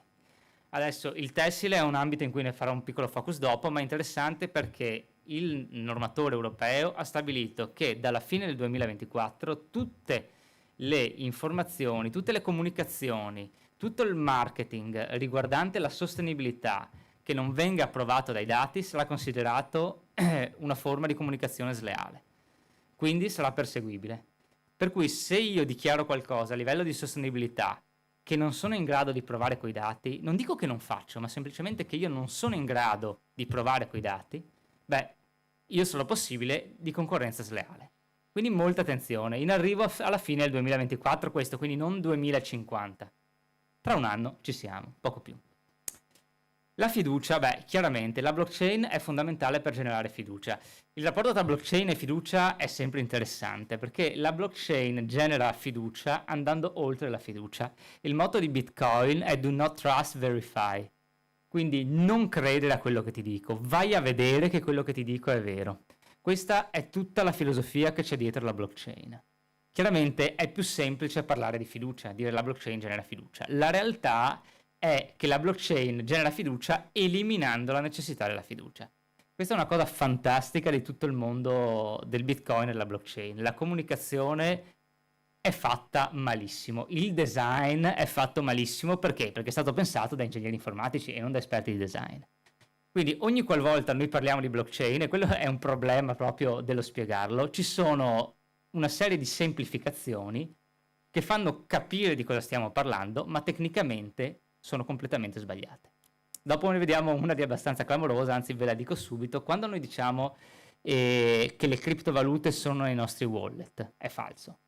Non c'è niente di simile a una criptovaluta nei nostri wallet, perché le criptovalute sono nella blockchain, che è un registro digitale che tiene conto delle transazioni. Quindi non ci sono in realtà criptovalute, ci sono solamente degli account che mi dicono quanto io posseggo di un determinato valore. Ma cosa vuol dire io posseggo? Vuol dire che io ho la chiave per cambiare il possessore di quel bene. Anzi no, ho sbagliato di nuovo perché non esiste un bene.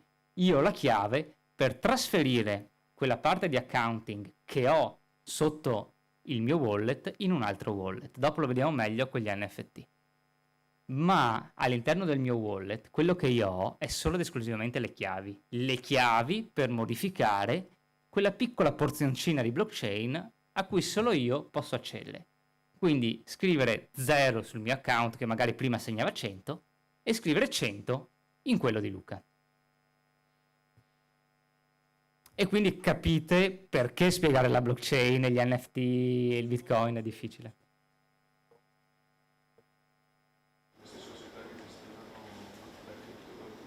Allora, i Bitcoin non spariscono mai. Questa è una cosa bellissima dei Bitcoin.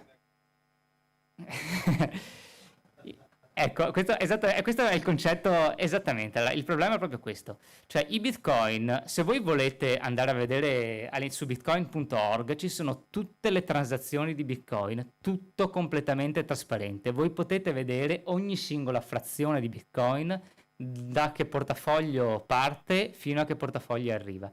Tutto completamente trasparente, ogni singola transazione. Ora, rendiamoci conto che questa cosa qui è di per sé rivoluzionaria, perché in banca le transazioni, ovviamente non posso vedere le transazioni in un altro cliente della banca, mentre uno che lavora in banca, anche l'ultimo della banca, può vedere invece tutto quanto la mia storia finanziaria. Questo mi dà abbastanza fastidio, tra l'altro. Però le transazioni in banca non riescono comunque a vedere dove si spostano. Ad esempio, dicevamo prima, la maggior parte, qual è la prima valuta per nero, attività illegali, eccetera, naturalmente il dollaro, la seconda l'euro, il Bitcoin, le criptovalute, se entrano nella top 10 è tanto.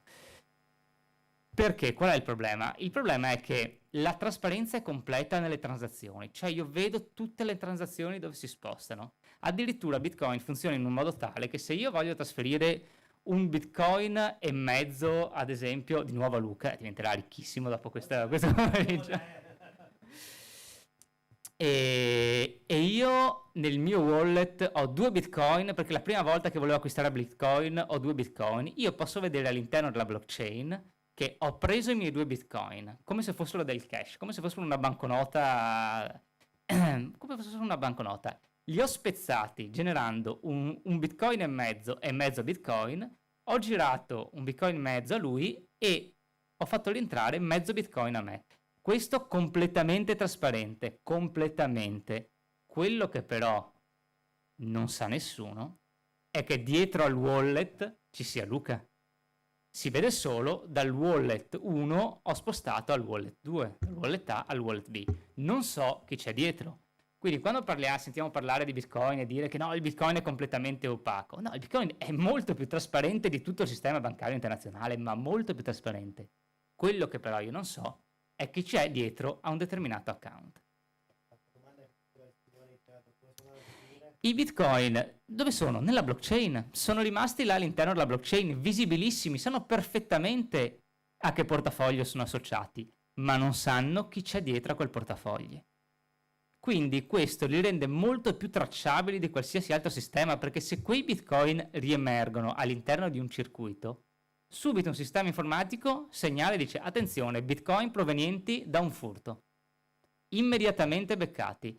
E hanno recuperato tantissimi soldi così facendo.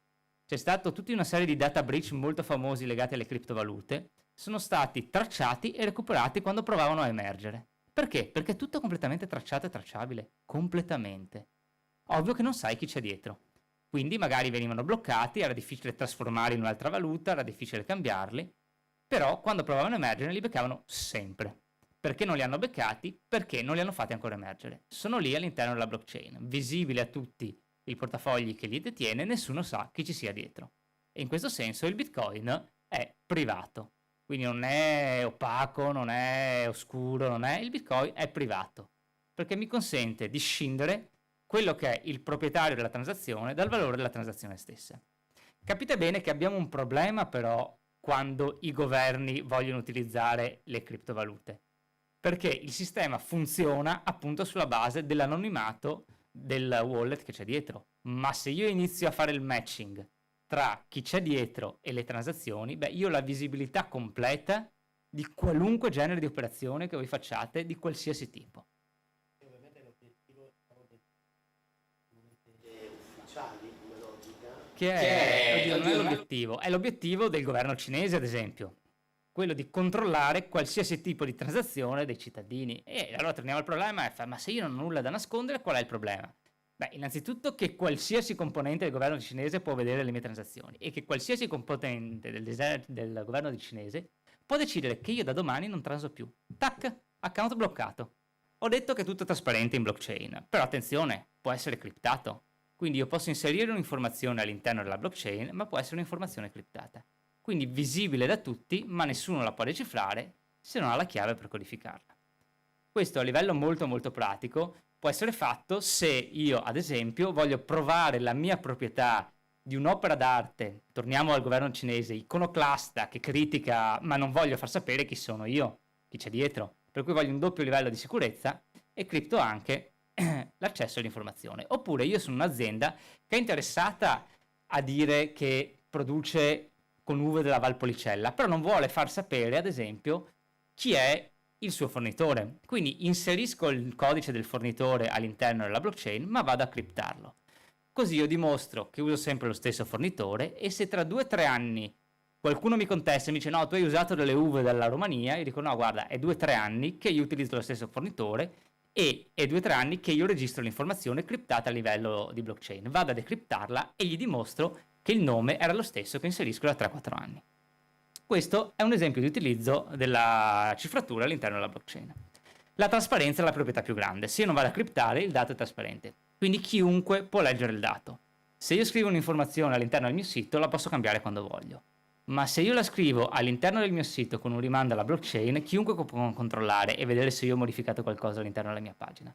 All'interno della blockchain io non lo posso modificare, posso aggiornarlo, ma rimarrà sempre l'evidenza. E questo controllo incrociato è quello su cui si regge tutta la tracciabilità blockchain. L'efficienza. L'efficienza è legata all'organizzazione delle informazioni. In alcuni casi la blockchain è un sistema efficiente, in altri casi ci sono sistemi molto più efficienti. Va valutato di caso in caso. Per ad esempio le transazioni economiche, la blockchain è estremamente efficiente. Perché? Perché non è soggetta al single point of failure control. Quindi se io voglio essere sicuro di effettuare una transazione anche la domenica, Natale, senza che ci sia un server di manutenzione, le criptovalute sono molto utili. Se invece voglio effettuare una transazione nel minor tempo possibile, allora il sistema tradizionale è più veloce, cioè c'è poco da fare. Le criptovalute, per la loro stessa natura, necessitano di alcuni minuti per validare una transazione. Questo perché devono passare attraverso un sistema di nodi e ognuno deve validarlo. Mentre nella finanza tradizionale basta una singola decisione e dice va bene, la transazione va avanti, va bene così. L'automazione è la parte più affascinante dal punto di vista delle aziende manifatturiere. Quando io vado a implementare la blockchain non solo a livello di prodotto, ma anche a livello di processi. là si inseriscono le tecnologie 4.0, adesso 5.0, perché se diciamo siamo già più avanti, il 4.0 ormai è già vecchio, secondo determinate definizioni, questo mi fa molto sorridere, gli smart contract e la tokenizzazione. Quindi andiamo a capire adesso cosa si può costruire sopra la blockchain. Quindi andiamo a capire cosa sono gli NFT. E io uso sempre un bellissimo esempio di questo gattino. Perché uso l'esempio di questo gattino? Perché qualche anno fa la blockchain di Ethereum ha subito dei seri rallentamenti per colpa di questi gattini, di questi CryptoKitties si chiamavano. In sostanza la community è impazzita per un giochino in cui tu potevi acquistare dei gattini digitali e potevi incrociarli tra loro. Se tu incrociavi, avevi il gattino maschio e il gattino femmina e li incrociavi, ti generava una nuova nidiata di gattini. Tutti questi gattini erano stati realizzati sulla blockchain, quindi erano associati a un codice unico, ognuno era diverso dall'altro, erano in una serie in edizione limitata, quindi non c'era la possibilità di creare infiniti gattini. Erano degli oggetti da collezionismo e i collezionisti digitali sono impazziti per questa cosa qua. Non solo erano oggetti da collezionismo, ma erano oggetti da collezionismo che potevano creare nuovi oggetti da collezionismo. Questo ha creato dei seri rallentamenti. Per un mese la blockchain di Ethereum hanno dovuto poveri programmatori dell'organizzazione di Ethereum stare dietro a tutta questa gente che buttava fuori gattini. Però è stato il primo esempio di global adoption degli NFT, perché da qualunque parte del mondo la gente comprava e generava gattini. Quindi è rimasta un po' l'immagine del gattino per rappresentare l'NFT. NFT che può essere qualsiasi cosa in realtà, può essere un qualsiasi tipo di informazione, un qualsiasi tipo di documento, per cui posso trasformare un video in NFT, posso trasformare un JPEG in NFT, posso trasformare un qualsiasi tipo di contenuto digitale in un NFT. Come lo trasformo? Beh, lo devo registrare in blockchain e qui arriva la solita fregatura. Io ho registrato in blockchain, ad esempio, questa immagine qua, generata dall'intelligenza artificiale a un evento a cui sono stato la scorsa settimana. Ma io non registro le immagini in blockchain, io non registro i video in blockchain, io registro ancora una volta l'hash, l'impronta digitale. Perché? Perché non c'è spazio in blockchain per registrare. Sì, un piccolo documento, se voglio farcelo stare in blockchain, anche una piccola immagine, ce la posso far stare, però è estremamente costoso da fare. E questa è la ragione per cui invece la blockchain di Bitcoin 6 mesi fa è stata intasata, perché la gente ha iniziato a registrare le immagini sulla blockchain di Bitcoin, pagando una marea di soldi, e l'ha un po' rallentata. Però l'idea è sempre la stessa. L'NFT di fatto è questo. Questo è un NFT. Molto meno affascinante del gattino, sono assolutamente d'accordo. Ma di fatto è un codice ID, un proprietario e dei metadati associati. Nient'altro. Quindi c'è un wallet in cui ci sono delle chiavi. E queste chiavi mi consentono di modificare la proprietà di un determinato oggetto con un dato univoco. La cosa sembra un po' scura, lo so. Però la verità è questa, cioè il mio possesso di questa immagine digitale è legato al fatto che io ho le chiavi per andare sulla blockchain e dire la proprietà di questa impronta digitale non è più associata al mio wallet, ma è associata ancora una volta al wallet di Luca. Questi sono gli NFT. Qualsiasi tipo di contenuto digitale può essere trasformato in NFT. Andando a sottoscrivere sulla blockchain, io sono il proprietario di questo, perché solo io posso modificarne il proprietario. Mentre l'immagine sta da un'altra parte e fa parte dei metadati. Perché? Perché io l'immagine la pubblico anch'essa online. Chiunque può controllare, andando attraverso l'algoritmo di hash, che l'hash di questa specifica immagine è lo stesso che ho registrato all'interno della blockchain. Identico, però l'immagine la butto da un'altra parte. E dove la metto? Questa è una questione molto delicata, soprattutto per i creatori di contenuti. Se io la metto sul mio computer e mi frego l'hard disk del mio computer e perdo l'immagine, io non sarò più in grado di replicare la stessa identica immagine con lo stesso hash. Verrà diversa e quindi anche se io ho ancora le chiavi per modificare il proprietario dell'immagine, quindi dell'hash all'interno della blockchain, io non sono più in grado di provare che io sono il proprietario. Quindi capite che a livello di custodia bisogna stare molto attenti. Però per i creatori, prego. Poi, una domanda, ma se due persone hanno lo stesso oggetto o soggetto chi arriva prima è il proprietario. Allora, lì va disciplinato. Nel senso, se io ho due oggetti identici da registrare, in realtà non saranno mai identici comunque, perché li registrerò in un tempo diverso. Per cui i due oggetti possono essere differenti, ma quando io vado a registrare nei metadati posso disciplinare. Cioè io registro questo e dico all'interno dei metadati 1 di 1. Ne esiste solo uno. Se uno dopo me lo registra, beh, è un falso. È come se io andassi a vendere, ad esempio, delle stampe di Andy Warhol che sono state stampate fino alla 1000 e vendo la 1001. Beh, chiunque sia esperto va a controllare e dice guarda che sono state stampate a 1000, tu hai la 1001, non esiste, l'hai creata tu. E se io invece creo la 900, a quel punto creo un falso. Posso creare dei falsi sulla blockchain? Sì, ma è molto più facile vedere che sono dei falsi. Mentre se io creo un falso di Andy Warhol, o trovo un esperto, oppure magari riesco anche a farlo passare. Allora cosa faccio? Utilizzo un servizio che mi crea determinati dati. Cosa mi crea il servizio? Mi crea questo. Mi dà un codice di univoco, mi dà il wallet proprietario che mi sono creato prima e mi dà dei metadati, che sono semplicemente delle informazioni che io inserisco per legare l'oggetto digitale a quello che io vado a caricare in blockchain. Quindi io dico, io ho il codice ID di questo oggetto univoco. Io sono il proprietario del wallet che lo sta inserendo, quindi inserisco il wallet proprietario. Dopodiché io dico, questo è una copia unica, quindi serie 1 di 1, realizzato dall'artista Edoardo Erlini tramite Midjourney e l'ispirazione, innovazione e sostenibilità è il titolo dell'opera, e l'originale di quest'opera, o l'originale digitale, è raggiungibile da questo link. E metto il link dove chiunque può andare a vedere l'originale di quell'opera. Originale che magari poi non è tenuto da un solo server, ma è appoggiato a 5-10 server differenti, quindi in realtà non vedete che non esiste già un singolo originale, ne esistono molti spalmati, ma la realtà è che esiste una sola persona che può spostare una sola volta i dati all'interno della blockchain di questa opera qua.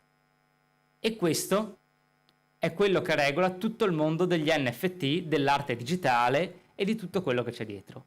È complesso, è molto tecnico, ma fortunatamente è anche molto più semplice da usare, perché è pieno di servizi che automaticamente mi generano tutte queste proprietà.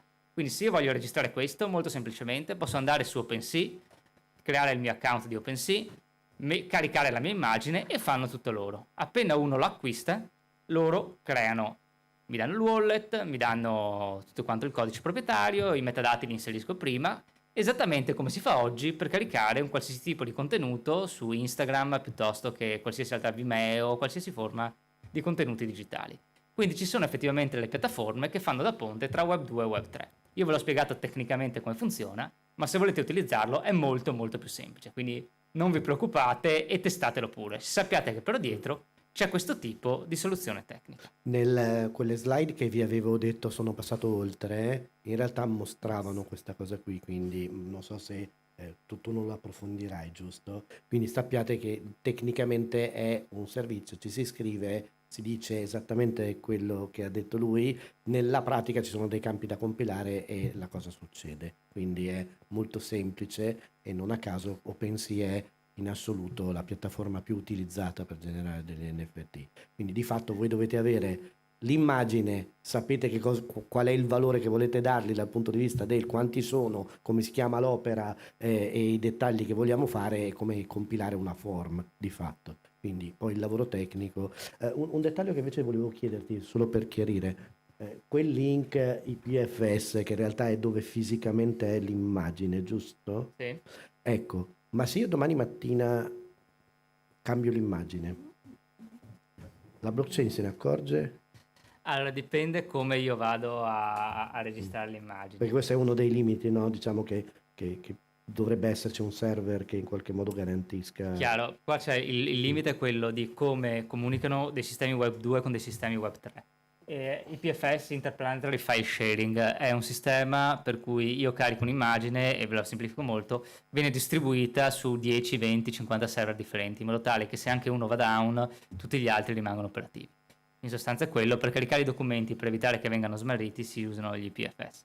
Il modo in cui lo carico, la piattaforma in cui lo carico, determina o meno la possibilità di cambiare quell'immagine. Chiaramente, anche questo, ci sono i sistemi, cioè c'è sempre il codice hash di riferimento, per cui io posso lasciare il modo in cui lo carico e ho un'impronta digitale del sistema che ho utilizzato, se vado a cambiarlo si nota. Quindi sì, ci sono le scelte tecniche da fare, ma non ci sono particolari limiti, si tratta solamente di fare le cose in una determinata maniera e funzionano. Se le faccio in una maniera invece non ottimale o volutamente, sì, ci sono anche delle possibilità di modificare. Sì, sì. Diciamo, dipende anche dal valore che ha quell'NFT, no? Chiaramente, Chiaro, se chiaramente. quella è un'opera di mio cugino, chi se ne frega, se quell'opera è qualcosa che ha un valore di milioni, è chiaro che probabilmente ha bisogno di un sistema di certificazione più nitido, però insomma sono dettagli, però è solo così, solo Assolutamente. per chiacchierarne.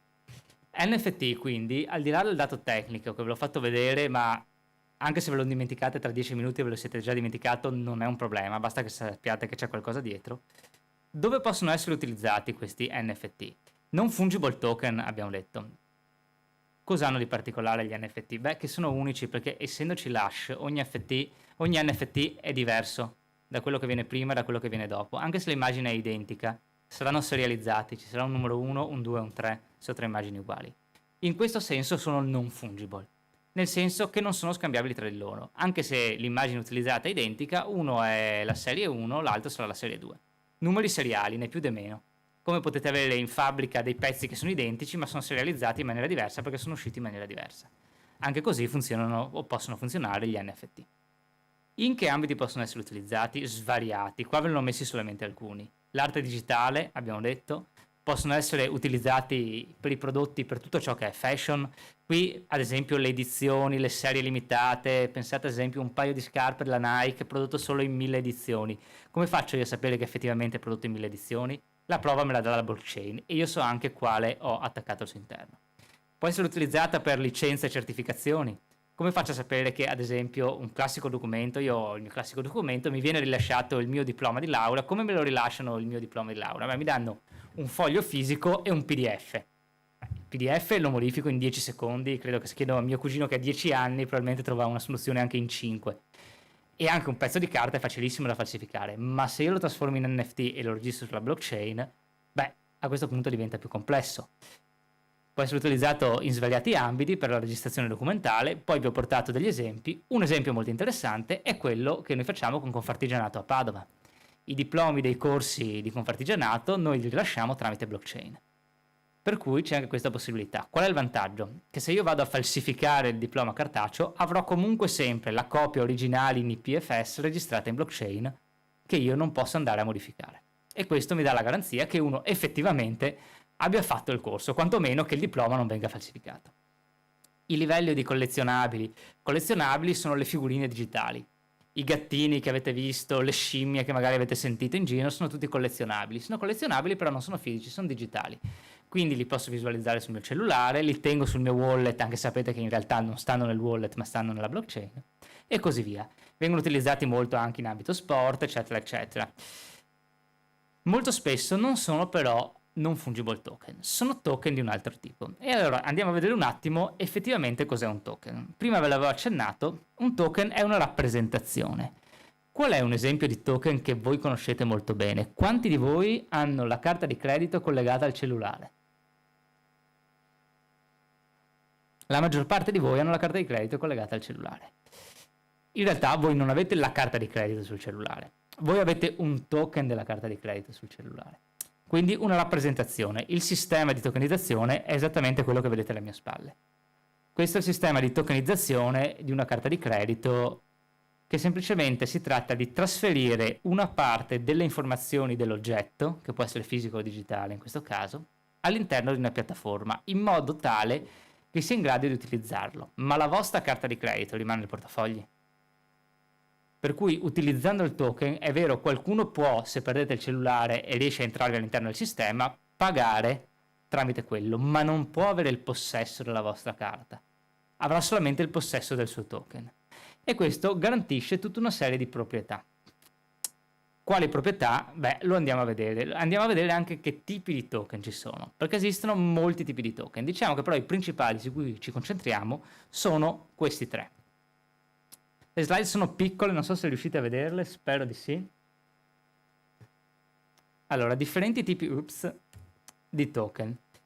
ci sono i currency token, sono le criptovalute in senso stretto, cioè quelle che io utilizzo all'interno della blockchain. Prima giustamente non ho risposto alla domanda e mi scuso, rispondo adesso. Quando è che vado a pagare per registrare un'immagine all'interno della blockchain? Quando io registro l'immagine all'interno della blockchain. Semplicemente io registro l'immagine all'interno della blockchain, è collegata a un wallet, abbiamo detto, io devo avere una quantità di criptovalute necessaria a pagare il valore di quella transazione. Semplicemente avviene uno swap. L'immagine è registrata, non l'immagine l'hash, e i soldi vengono prelevati dal mio account e dati al miner che gestirà questa operazione. Non è vero, non funziona così, ma immaginiamo che funzioni così per il solito discorso che tutto è molto più complicato e difficilissimo da rappresentare. Quindi, allora, currency token sono proprio le criptovalute, quelle che vengono utilizzate per alimentare i meccanismi di blockchain e quelle che vengono anche scambiate all'interno del sistema finanziario della crypto economy. Quindi quando voi sentite dire che è salito il Bitcoin o è salito l'Ethereum, eccetera, eccetera, stiamo sempre parlando di token, ma stiamo parlando di currency token. Sono semplicemente delle unità che vengono vendute sul mercato secondario. Perché il Bitcoin sale di valore? Perché c'è qualcuno disposto a pagarlo più di quello che l'avevo pagato io prima.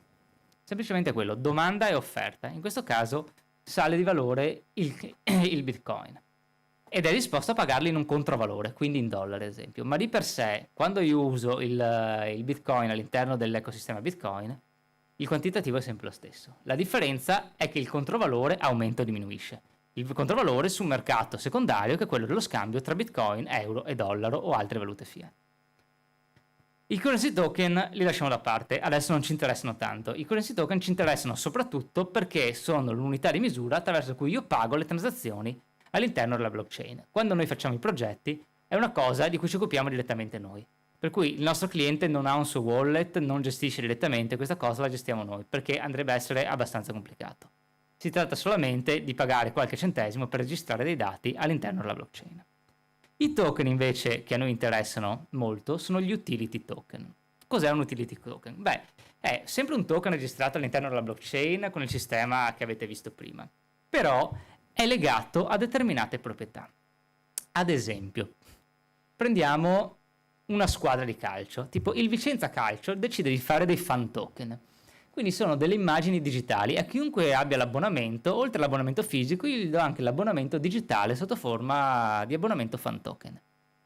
Perché lo faccio? Perché io posso legare una serie di servizi a quei token. Quindi ad esempio, se io vado ad acquistare il biglietto utilizzando il mio fan token, per un amico ho acquisto un altro biglietto, automaticamente mi si applica il 10% di sconto, perché io sono in possesso di un token in cui all'interno sono state scritte le proprietà sconto del 10%. Se io vado al negozio di merchandising, magari c'è scritto sconto del 20% sul merchandising, magari c'è scritto accesso a un evento esclusivo organizzato dal Vicenza Calcio. Questo può essere utilizzato per qualsiasi settore, in qualsiasi proprietà. Quindi degli oggetti digitali che all'interno hanno determinate proprietà, che mi certificano che io posso accedere a determinati servizi. Qual è la differenza dei punti fragola? La differenza con i punti fragola è che i punti fragola io non posso utilizzarli fuori dall'S lunga e non esiste un mercato secondario dei punti fragola. Al massimo sì, li scambio, ma non è un mercato molto liquido. Mentre questa tessera non è associata al mio nome, è associata al mio wallet. Quindi se io decido di andare all'estero per 3 mesi, io quella tessera la posso vendere o affittare a qualcun altro che potrà usufruire dello stesso servizio, perché la tessera non è associata a un nome, ma è associata a un wallet e io semplicemente trasferisco la proprietà di usufruire di questo servizio dal mio wallet a quello di Luca nuovamente. Ma Luca, oggi quanti regali ti sto facendo?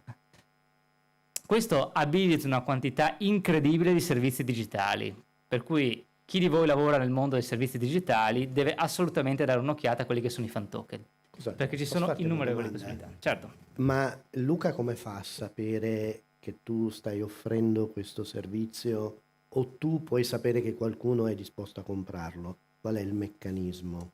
Beh, chiaramente serve un sistema di marketplace, quindi Okay. domanda e offerta, né più né meno.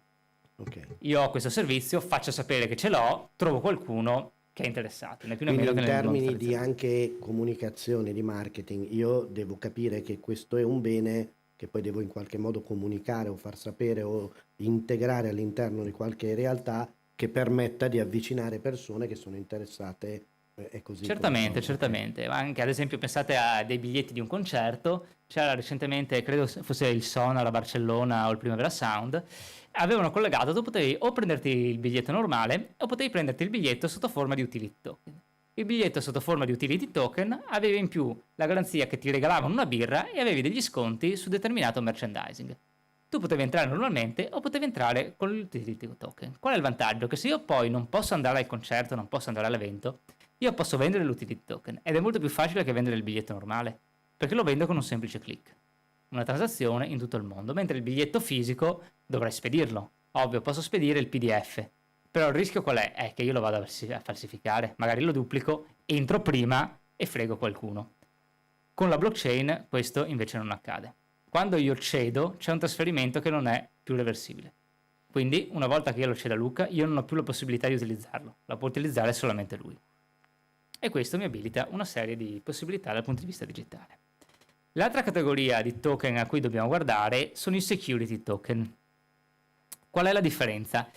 I security token assomigliano molto di più a determinati strumenti finanziari contemporanei. Quando sentiamo parlare di tokenizzazione degli immobili è l'equivalente della cartolarizzazione. Quindi diciamo che io vorrei acquistare e entrare nel settore immobiliare, però ho solo 10.000 euro da investire. Con 10.000 euro non mi compro assolutamente niente. Ma se io mi comprassi una frazione di edificio, a quel punto i miei 10.000 euro più quelli di altre 1.000 persone iniziano a fare un ammontare tale per cui anch'io posso investire nell'immobiliare. I security token servono esattamente a questo. Sono dei token registrati in blockchain in cui io posso acquistare una frazione di un bene. Quindi posso contribuire a un investimento immobiliare acquistando la singola centesima parte di questo investimento. Qual è la differenza rispetto a un investimento tradizionale che può funzionare sempre con un sistema di frazionamento? Che questo è estremamente più liquido, cioè io posso cedere la mia singola parte a chi voglio, quando voglio, senza che nessun altro me lo controlli attraverso un sistema di pagamenti in criptovalute, ad esempio. Per cui se io decido che dopo un po' l'investimento non mi interessa più, ho bisogno di liquidità, io li vendo, qualcun altro subentra l'investimento al posto mio e io ne sono uscito. Magari ho fatto anche una plusvalenza. Quindi tutto ciò che può essere frazionabile può essere utilizzabile tramite security token. Quindi la proprietà di un'opera d'arte.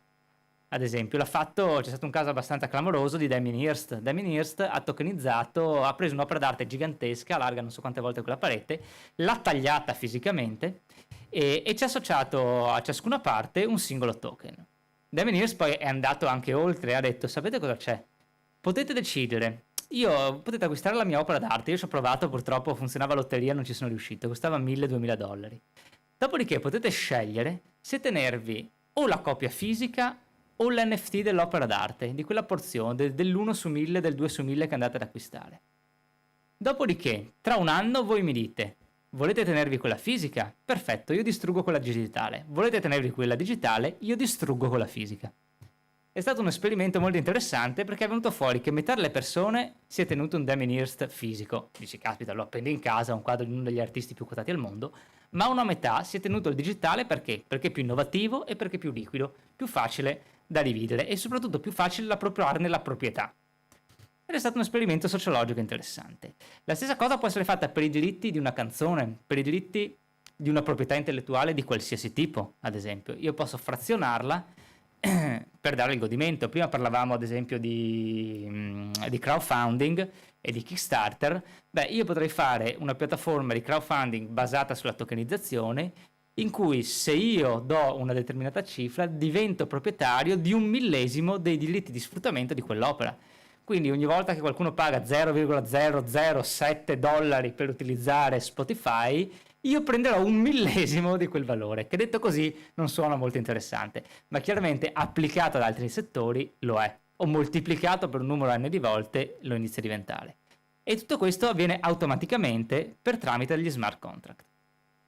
Quindi ogni volta che accade questo, io ricevo i soldi. Ci sono delle aziende che su questi sistemi gestiscono tutta quanta la componente aziendale. Quindi, ad esempio, le persone che hanno contribuito a un determinato progetto, quando arriva il pagamento dalla parte del cliente, automaticamente riceve una frazione tokenizzata del valore del progetto. Questo per incentivare proprio le persone, per dargli l'equivalente del raggiungimento dell'obiettivo, immediatamente appena arriva il pagamento, alla persona arriva anche a lui la sua piccola parte. E questo incentiva comportamenti virtuosi all'interno delle aziende e così via. E il cliente non mi ha ancora pagato, quindi non posso pagarti la fattura? O può accadere anche questo tipo di... No, nel senso, la storia con quella analogica dice no, ma non mi hanno ancora pagato, e allora purtroppo... Ma questo è un esempio molto pertinente, perché in ambito B2B c'è la classica storia del... Io fornitore spedisco la merce al cliente e il cliente dice non te la pago perché ho qualche dubbio, eccetera eccetera, e tu gli dici vabbè, allora rimandamela perché è roba mia, la mando a qualcun altro. No, ma perché comunque l'hai fatta per me. Sì, ma cosa vuol dire? Posso utilizzare per un altro cliente? E qui iniziano a nascere discussioni se va bene, avvocati se va male, e non si finisce più. Tramite la tokenizzazione e gli smart contract invece possono esserci elementi di questo tipo. Io ti invio la merce, hai 7 giorni di tempo per dirmi se ti va bene o se non ti va bene. Dopo il 7° giorno o me la rispedisci o automaticamente lo smart contract abilita un pagamento. E questo evita tutta una serie di questioni e problematiche legate a spesso ad aziende che magari non hanno liquidità e cercano di scaricare la loro assenza di liquidità sui propri fornitori o sui propri clienti, cose che vediamo tutti i giorni, quindi non ve lo sto certo a ripetere. Tramite gli smart contract questi elementi possono essere appianati. Chiaro, è difficile, questa è un'applicazione particolarmente complessa perché tutte le componenti di una filiera devono essere d'accordo, o quantomeno 2 componenti si devono accordare su cosa fare, come fare, disciplinare, però ha una potenza molto molto elevata. Quindi questo è uno degli utilizzi che possiamo fare dei token. Utility, quindi legati a servizi di vario tipo, oppure può rappresentare proprio la proprietà di un bene, ad esempio un gioiello tokenizzato tra 10 persone, un appartamento, una canzone, un video, qualsiasi tipo. Anche qualcosa che magari ha coinvolto la comunità, voi avete una community che volete coinvolgere nella realizzazione di un progetto, bene, potete farlo attraverso la tokenizzazione per ricompensare quelli che sono poi la vostra fanbase in maniera diretta e trasparente attraverso i token. La tokenizzazione può essere fatta anche di asset fisici, naturalmente, deve essere fatta in maniera corretta, però anche quello, come parlavamo di appartamenti, il mercato di Dubai è estremamente vivace sulla tokenizzazione. Perché? Perché è molto più interessante e meno rischioso prendere una frazione di un investimento invece che farlo su un intero. Per cui se io ho a disposizione a Dubai ho 10 milioni da investire nel mercato di Dubai, piuttosto che investire 10 milioni in un hotel, è molto meglio investire 1 milione in 10 hotel differenti, così suddiviso il rischio. Con la tokenizzazione questo mi risulta molto più agevole, molto più facile, perché se io voglio togliere 2 milioni da 2 investimenti perché voglio utilizzarli in un sistema nuovo, trovo qualcuno disposto a subentrare, li tolgo e vado via. Questi sono i token. Un esempio dell'utilizzo dei token, ce ne sono veramente svariati, ce ne sono veramente tanti. Questi sono degli esempi pratici. I token sono anche usati a livello proprio di tracciabilità. I token possono essere utilizzati in un processo di tracciabilità per disciplinare la catena di custodia. Quindi, se io sono un'azienda e vado a tracciare un qualsiasi tipo di bene digitale o virtuale e effettuo un processo di tokenizzazione, io posso far vedere che questo dato viene fuori dall'account ufficiale dell'azienda, esce e viene messo in vendita, ad esempio, in un altro negozio. Faccio un esempio fisico.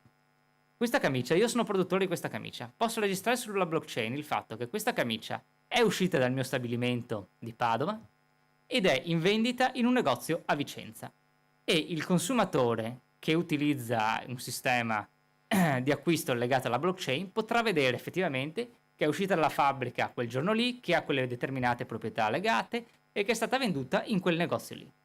Perché è interessante questo esempio? Tra l'altro è un esempio molto concreto perché lo facciamo con Carrera Jeans. Per cui su alcuni paia di jeans di Carrera voi vedete il negozio di vendita e la provenienza tracciata in blockchain. Perché mi dà molte più garanzie sull'originalità. Cioè se io vado ad acquistare un paio di jeans e vedo questi jeans, proprio il paio che io sto vedendo, sono venduti nel negozio in cui li sto acquistando, tracciato su blockchain, inizio a dire beh, sono abbastanza tranquillo che sono originali. Vado indietro in blockchain e vedo che sono state effettivamente uscite dalla fabbrica della Carrera 6 mesi fa.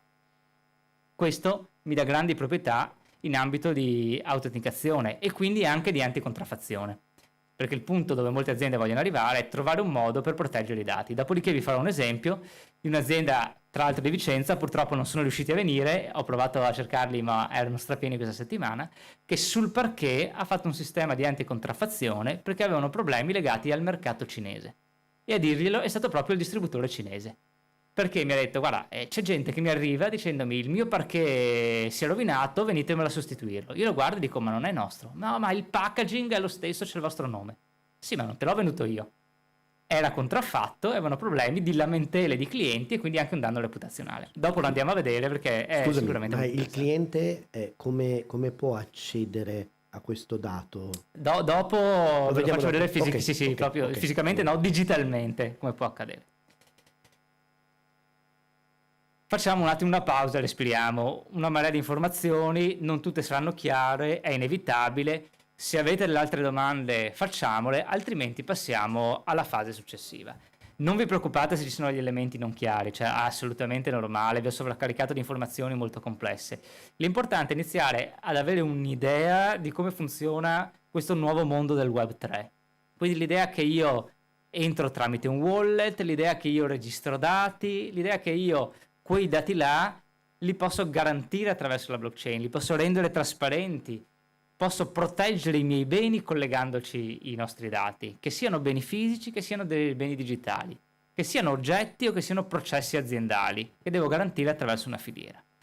Tutte queste cose qua è bene che rimangano in mente. Come funziona tecnicamente non è importante, non è fondamentale in questo momento.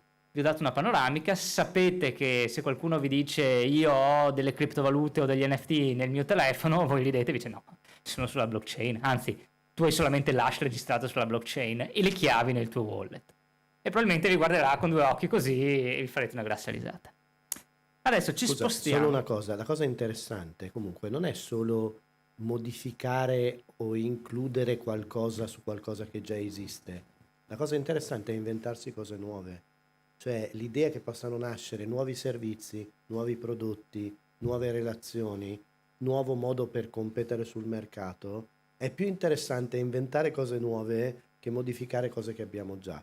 Poi le cose che abbiamo già, le esiste un'azienda che fa qualcosa, lo possiamo ottimizzare, però è affascinante pensare che nella nostra testa, sapendo che ci sono queste possibilità, noi abbiamo la possibilità di pensare, probabilmente la creatività di qualunque azienda o di qualunque singolo può generare grazie a questi strumenti qualcosa di nuovo. Quello è una grande crescita, ancora più importante forse dell'ottimizzare quello che abbiamo già. Beh, un esempio sicuramente è facilissimo da fare, è quello dei contenuti digitali. Se io sono un content creator, il mio contenuto è difficile da far risalire direttamente a me. Può essere duplicato, copiato tantissime volte. La blockchain da questo punto di vista mi dà una garanzia. Mi dà una garanzia riguardo alla proprietà e mi dà una garanzia riguardo all'origine. Uno dei primi progetti che ha tracciato i contenuti digitali all'interno della blockchain è quello di ANSA. Conoscete tutti quanti ANSA, il sito che dà le informazioni. Il loro sistema gira su blockchain. Se voi andate sul sito di ANSA, quasi quasi, anzi ve lo faccio vedere perché è sempre interessante da vedere. Andiamo sul sito di ANSA un attimo. Mi prendo la prima notizia che trovo, adesso la faccio vedere anche a voi. Allora, ok. Aspetta che però io non la vedo di qua, datemi un attimo che trovo la pagina giusta e poi ve la condivido. Allora.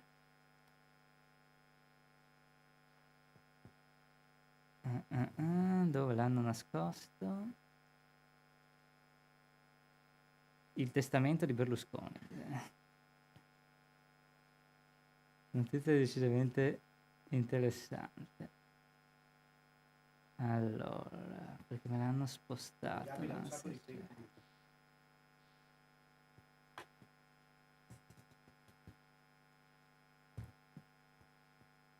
Mi avevano messo un loghetto ma me l'hanno spostato.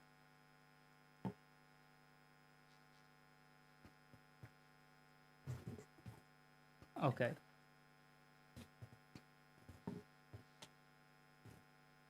Allora, ANSA è un sistema che si chiama ANSA Check. Quando voi andate a vedere le notizie online trovate un check da qualche parte nella pagina. Voi cliccate all'interno e vi dice che la notizia è indipendente, sicura e affidabile. Dietro questo sistema c'è una blockchain, quindi un registro virtuale. Tutte le notizie che girano all'interno del sistema ANSA, a parte quelle magari più nuove, dove comunque devono un attimo verificarle, hanno segnalato registrate in blockchain in modo tale che sia possibile ricollegarle alla fonte. In modo tale che loro siano in grado di ricollegarle alla fonte, perché la cosa fondamentale, se sei ANSA, è garantire che una notizia non provenga da una fonte incerta, ma provenga da una fonte certa. O quantomeno, quando succede qualcosa di nuovo e non si riesce a verificare, magari la fonte può essere un tweet o può essere un qualcosa postato sui social. Però è fondamentale per ANSA dire questa notizia qua è collegata a questa fonte. Magari poi viene aggiornata e viene fuori che non era vero. In genere no, sono bravi, controllano. Però può esistere. La cosa fondamentale è dire ok, qual era la fonte che mi ha dato questa notizia? È una fonte affidabile o non è una fonte affidabile? Se una fonte più volte mi dà notizie inaffidabili, io da quella fonte non prendo più nulla. E tutto il sistema gira su blockchain. È molto nascosto, però è diversi anni, che credo siano 3-4 anni che ANSA utilizza questo sistema, quindi sono stati abbastanza degli antesignani da questo punto di vista. Chiudiamo ANSA. Sì. È ANSA comunque che internamente ha un processo di conferma delle fonti e veridicità delle informazioni, quindi loro internamente hanno un sistema per certificare appunto i dati. Sì, sì. Però poi la rete di miner comunque distribuita, cioè la blockchain. Allora, ecco qua facciamo una piccola distinzione. I miner sono l'infrastruttura tecnica della blockchain. Nessuno di voi avrà mai a che fare con i miner. Non li vedete, sono nascosti in oscure sale server che producono e fanno girare. Loro semplicemente, i miner, forniscono il potere computazionale per far girare la rete di Bitcoin, Ethereum, eccetera. Ma quando voi interagite con la blockchain, voi non interagite mai con i miner direttamente. Voi scrivete contenuti, i contenuti vengono approvati dai miner non dal punto di vista qualitativo ma quantitativo, semplicemente controllano, uno, che li paghiate, perché sennò non vi registrano l'informazione, e due, che l'informazione sia registrata nel modo corretto dal punto di vista tecnico. Quindi che l'hash del nostro scatolone sia corretto, che l'hash del nostro registro sia corretto, ma non vanno a controllare cosa scrivete a livello di dati, non gli interessa, non è il loro lavoro. Quindi quello che fa l'ANSA è semplicemente, hanno un sistema interno di verifica delle notizie, per renderlo trasparente e per garantirne l'integrità lo registrano anche su blockchain, in modo tale da dare la garanzia a loro stessi effettivamente che una determinata fonte, una determinata notizia viene da una determinata fonte, quindi se io vado a ripescarla in futuro la ritrovo, in modo di dare la verifica a tutto il pubblico che il sistema è stato registrato in blockchain, quindi non vado a mescolare notizie, a cambiarla, a dare notizie false o a fare confusione. Anche quando ANSA sbaglia può dire guardate, abbiamo sbagliato perché questa notizia mi veniva da questa fonte. Ci dispiace, abbiamo commesso un errore, non abbiamo verificato bene, ma in quel momento usciva questa notizia, ci siamo sentiti di darla e questa è la fonte. Non useremo più questa fonte in futuro. Per cui è un sistema che funziona molto molto bene a questo punto. Allora, con le slide siamo andati un po' indietro. Io volevo parlarvi adesso di tracciabilità, però è un argomento nuovo, quindi non so quanto abbia senso iniziare un argomento nuovo adesso, che siamo a ridosso della pausa pranzo, e forse magari possiamo fare un po' di considerazioni e vederlo nella seconda metà, dove vi ho preparato anche un piccolo laboratorio. Era pensato per aziende manifatturiere, quindi qualcuno di voi qui presente fungerà da cavia e proveremo a fare una tracciabilità su carta al momento, ma come se la facessimo su blockchain. Quindi lasciamo spazio a dubbi, domande e a considerazioni, e lascio spazio ovviamente anche a Luca, così ci avviamo verso la pausa pranzo in maniera rilassata, e dopodiché riprendiamo e vediamo come si può utilizzare la blockchain per la tracciabilità a livello di processi fisici aziendali, ma nella stessa maniera posso anche registrare qualsiasi tipo di processo digitale. C'è qualcosa? Vai.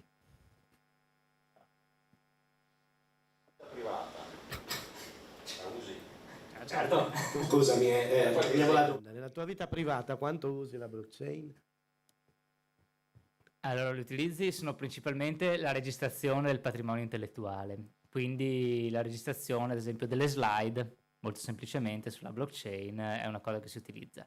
A livello di transazioni finanziarie la utilizzo, determinati servizi preferisco pagarli in criptovalute, ad esempio, perché voglio mantenere la privacy e non far sapere al mio amico che lavora in banca cosa ho fatto e acquistato ieri, ad esempio, perché chiunque può vederlo.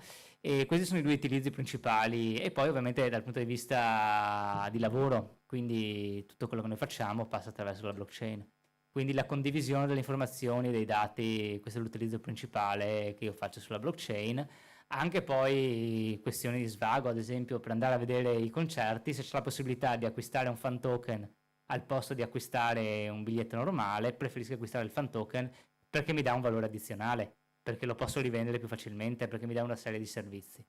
Quindi sì, non è una cosa che utilizziamo tutti i giorni, magari io sì, ma la maggior parte delle persone no, però è una cosa che può essere utilizzata in un servizio che viene fatto tutti i giorni.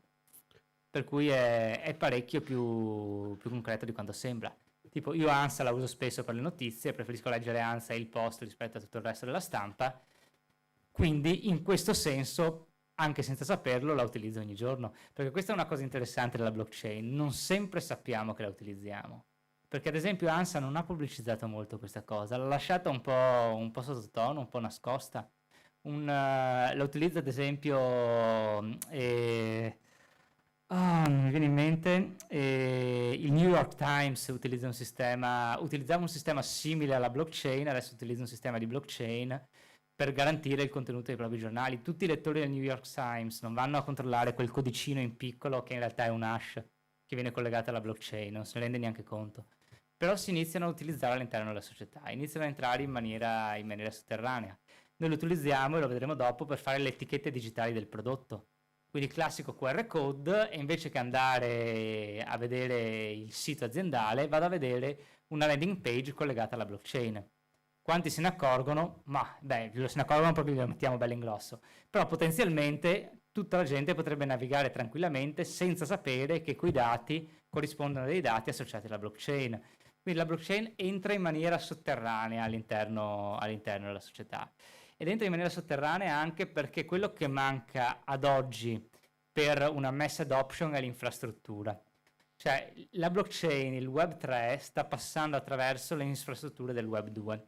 Se voi pensate, il problema principale, quando è nata l'automobile, qual è stato il problema principale per l'adoption dell'automobile? Cioè perché l'automobile ha richiesto decenni prima di venire utilizzata, i primi esperimenti erano catastrofici, cioè andavate a vedere cosa succedeva alle prime automobili, dicevate questo non avrà mai un futuro, è impossibile, perché le persone morivano, le automobili si rompevano dopo 10 metri, cioè un disastro. Mancava l'infrastruttura, mancavano le strade. Chiaro è che anche se io creavo un'auto moderna, ma dovevo girare su un terreno, su un campo, su un terreno impantanato, senza strade, senza niente, mi infossavo di sicuro. E quindi per quanto avrei voluto fare una cosa tecnologica e avanzata, senza l'infrastruttura mi impantanavo. La stessa cosa per internet. Internet è arrivato attraverso l'infrastruttura telefonica. Non so se vi ricordate il rumore, il mitico modem che si attivava. Passava tutto attraverso l'infrastruttura telefonica, cioè il boom delle videochiamate non è stato reso possibile dall'avere la telecamera sul PC o il microfono, quello esisteva già da decenni, non era un problema, magari si vedeva un po' male, ma il problema era l'infrastruttura, cioè non c'era una sufficiente banda per garantire la tenuta di una tradizionale chiamata. Ce l'avevano le aziende high-tech perché avevano dei flussi loro, perché avevano ovviamente un accesso alla rete diverso, ma tra persone normali non era possibile perché mancava l'infrastruttura. La blockchain adesso è in quel momento lì. La tecnologia c'è, è matura, ma manca l'infrastruttura. Quindi entra lateralmente, entra attraverso diverse vie. Però l'infrastruttura arriverà e sta già arrivando, perché ad esempio l'Unione Europea sta creando la European Blockchain Infrastructure. Quindi una blockchain europea pensata per far transitare tutti quei dati che saranno parte dell'Unione. E magari un domani quella blockchain sarà anche la blockchain a cui verrà attaccata la punta della nostra piramide che abbiamo visto in una delle prime slide. Adesso la connessione Web 2 e Web 3 è il punto più problematico, perché molti dei servizi, avete visto la complessità che c'è dietro a una registrazione in blockchain, cosa c'è veramente dietro, ma fortunatamente ci sono dei servizi che ci agevolano la transizione. La speranza è che un domani questi servizi non saranno servizi Web 2, ma saranno servizi Web 3. Quindi completamente integrati in un sistema distribuito, perché oggi spesso ci dobbiamo appoggiare a un servizio almeno parzialmente centralizzato per entrare nel Web 3. Quindi non abbiamo una garanzia spesso materiale che quel servizio ci garantisca al 100%, tranne quando entra in blockchain. ma è chiaro è che se un servizio fa una piccola modifica, un qualcosina che nega un diritto all'utente, la community Web3, che è feroce, veramente feroce, non utilizzerà mai più quel servizio. Ci sono stati dei casi interessanti di recente. C'è un'azienda che si chiama Ledger, che fa i wallet fisici, quelli simili a portachiavi, ha integrato una nuova funzione, per cui tu hai la possibilità di recuperare, se integri un sistema all'interno del tuo Ledger, hai la possibilità di recuperare comunque i dati anche se hai perso la tua seed phrase, che è la password che avete visto prima fatta dalle paroline. La comunità è impazzita, ha detto: come ci avete sempre garantito che non sarebbe mai stato possibile recuperare la seed phrase, c'è una backdoor, e improvvisamente le azioni dell'azienda e tutto quanto, crisi social, crisi reputazionale, un disastro. Allora l'azienda ha dovuto spiegare: no, ma è solo sui nuovi dispositivi, se tu abiliti una funzione che di qua di là su giù. Però la community ci ha messo, è insorta nel giro di un tweet. Tipo 20 minuti dopo che il tweet era stato pubblicato c'erano già 100.000 utenti che davano carne all'azienda in maniera feroce. Quindi è una community che sta molto attenta a queste cose, perché è una community di appassionati, è una community di esperti, è una community che ha un valore e può avere un valore anche per le vostre aziende. Io la chiamo la Crypto Nation, in realtà l'ho rubato da qualcun altro, ma è un bel nome. Non mi ricordo chi, non riesco a citarlo e non c'è in blockchain, quindi sono tranquillo. Ma il concetto è: c'è una Crypto Nation, quindi di appassionati, di entusiasti, di criptovalute, di mondo digitale, di Web3, che solitamente hanno anche acquistato magari Bitcoin e Ethereum all'inizio, quindi sono anche un mercato molto interessante dal punto di vista dello spending, perché hanno una capacità di spending superiore alla media, sono interessati all'innovazione e che guardano molto attentamente questi aspetti. La Porsche aveva fatto degli NFT, aveva fatto degli NFT bruttissimi, erano identici l'uno all'altro, cambiava solamente al posto della targa c'era un codice con il numero di serie. Hanno iniziato a venderli, dopo 10 minuti dall'apertura della vendita c'è stato un crollo totale, perché la gente si è resa conto che stavano creando qualcosa di inutile e hanno iniziato a insultare pesantemente il brand, a parlarne male. È diventato subito trending topic, Porsche NFT, e tutti ne parlavano malissimo perché hanno fatto un progetto sbagliato. Hanno cercato di monetizzare su una community che si è rivoltata, ed è una community molto molto attenta a questo tipo di progetti e sa perfettamente valutare in 10 minuti se un progetto ha senso o se un progetto non ha senso. E anche lì danno reputazionale. Allora hanno dovuto bloccare tutte quante le vendite, hanno aperto un canale Discord, non so se quanti di voi conoscono Discord, ma è una cosa abbastanza di nicchia. È un sistema, un social network, mettiamola così, creato inizialmente per i gamer, quindi per i videogiocatori, e che adesso è stato presidiato e occupato da chiunque faccia sviluppo sul Web3.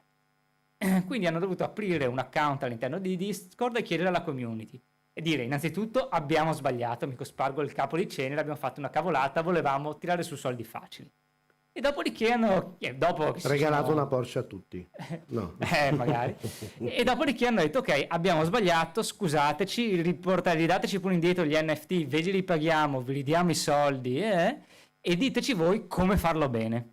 Allora i content creator hanno iniziato a dire: ok, allora devi fare così, devi fare così, devi fare così, alcuni gratis, alcuni pagamento, e poi adesso vogliono riproporre il progetto. Ne hanno riproposto una prima parte, hanno fatto un test e sta andando molto meglio. Questo perché è fondamentale in questo tipo di progetti, soprattutto per la parte di marketing digitale. Per quella di aziende manifatturiere in realtà non è ancora così forte la spinta per la crypto community. È fondamentale conoscere appunto la propria comunità, conoscere gli utenti e coinvolgerli all'interno di un progetto. Se un progetto di Web3 non è community driven, rischia molto. Ho pensato veramente bene o rischia di affondare. Questo invece non si applica per quei progetti più tradizionali, tipo la tracciabilità al fine dell'etichetta digitale non necessita di una community di Web3, è la community che acquista i prodotti aziendali.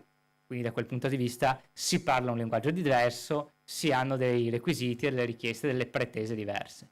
Però è fondamentale sapere, se voglio lavorare nel Web3 a livello di comunicazione digitale, a chi mi sto rivolgendo, e sapere che se sgarro non me la fanno passare. Mai! Perché tutto è sempre visibile, verificabile all'interno della blockchain.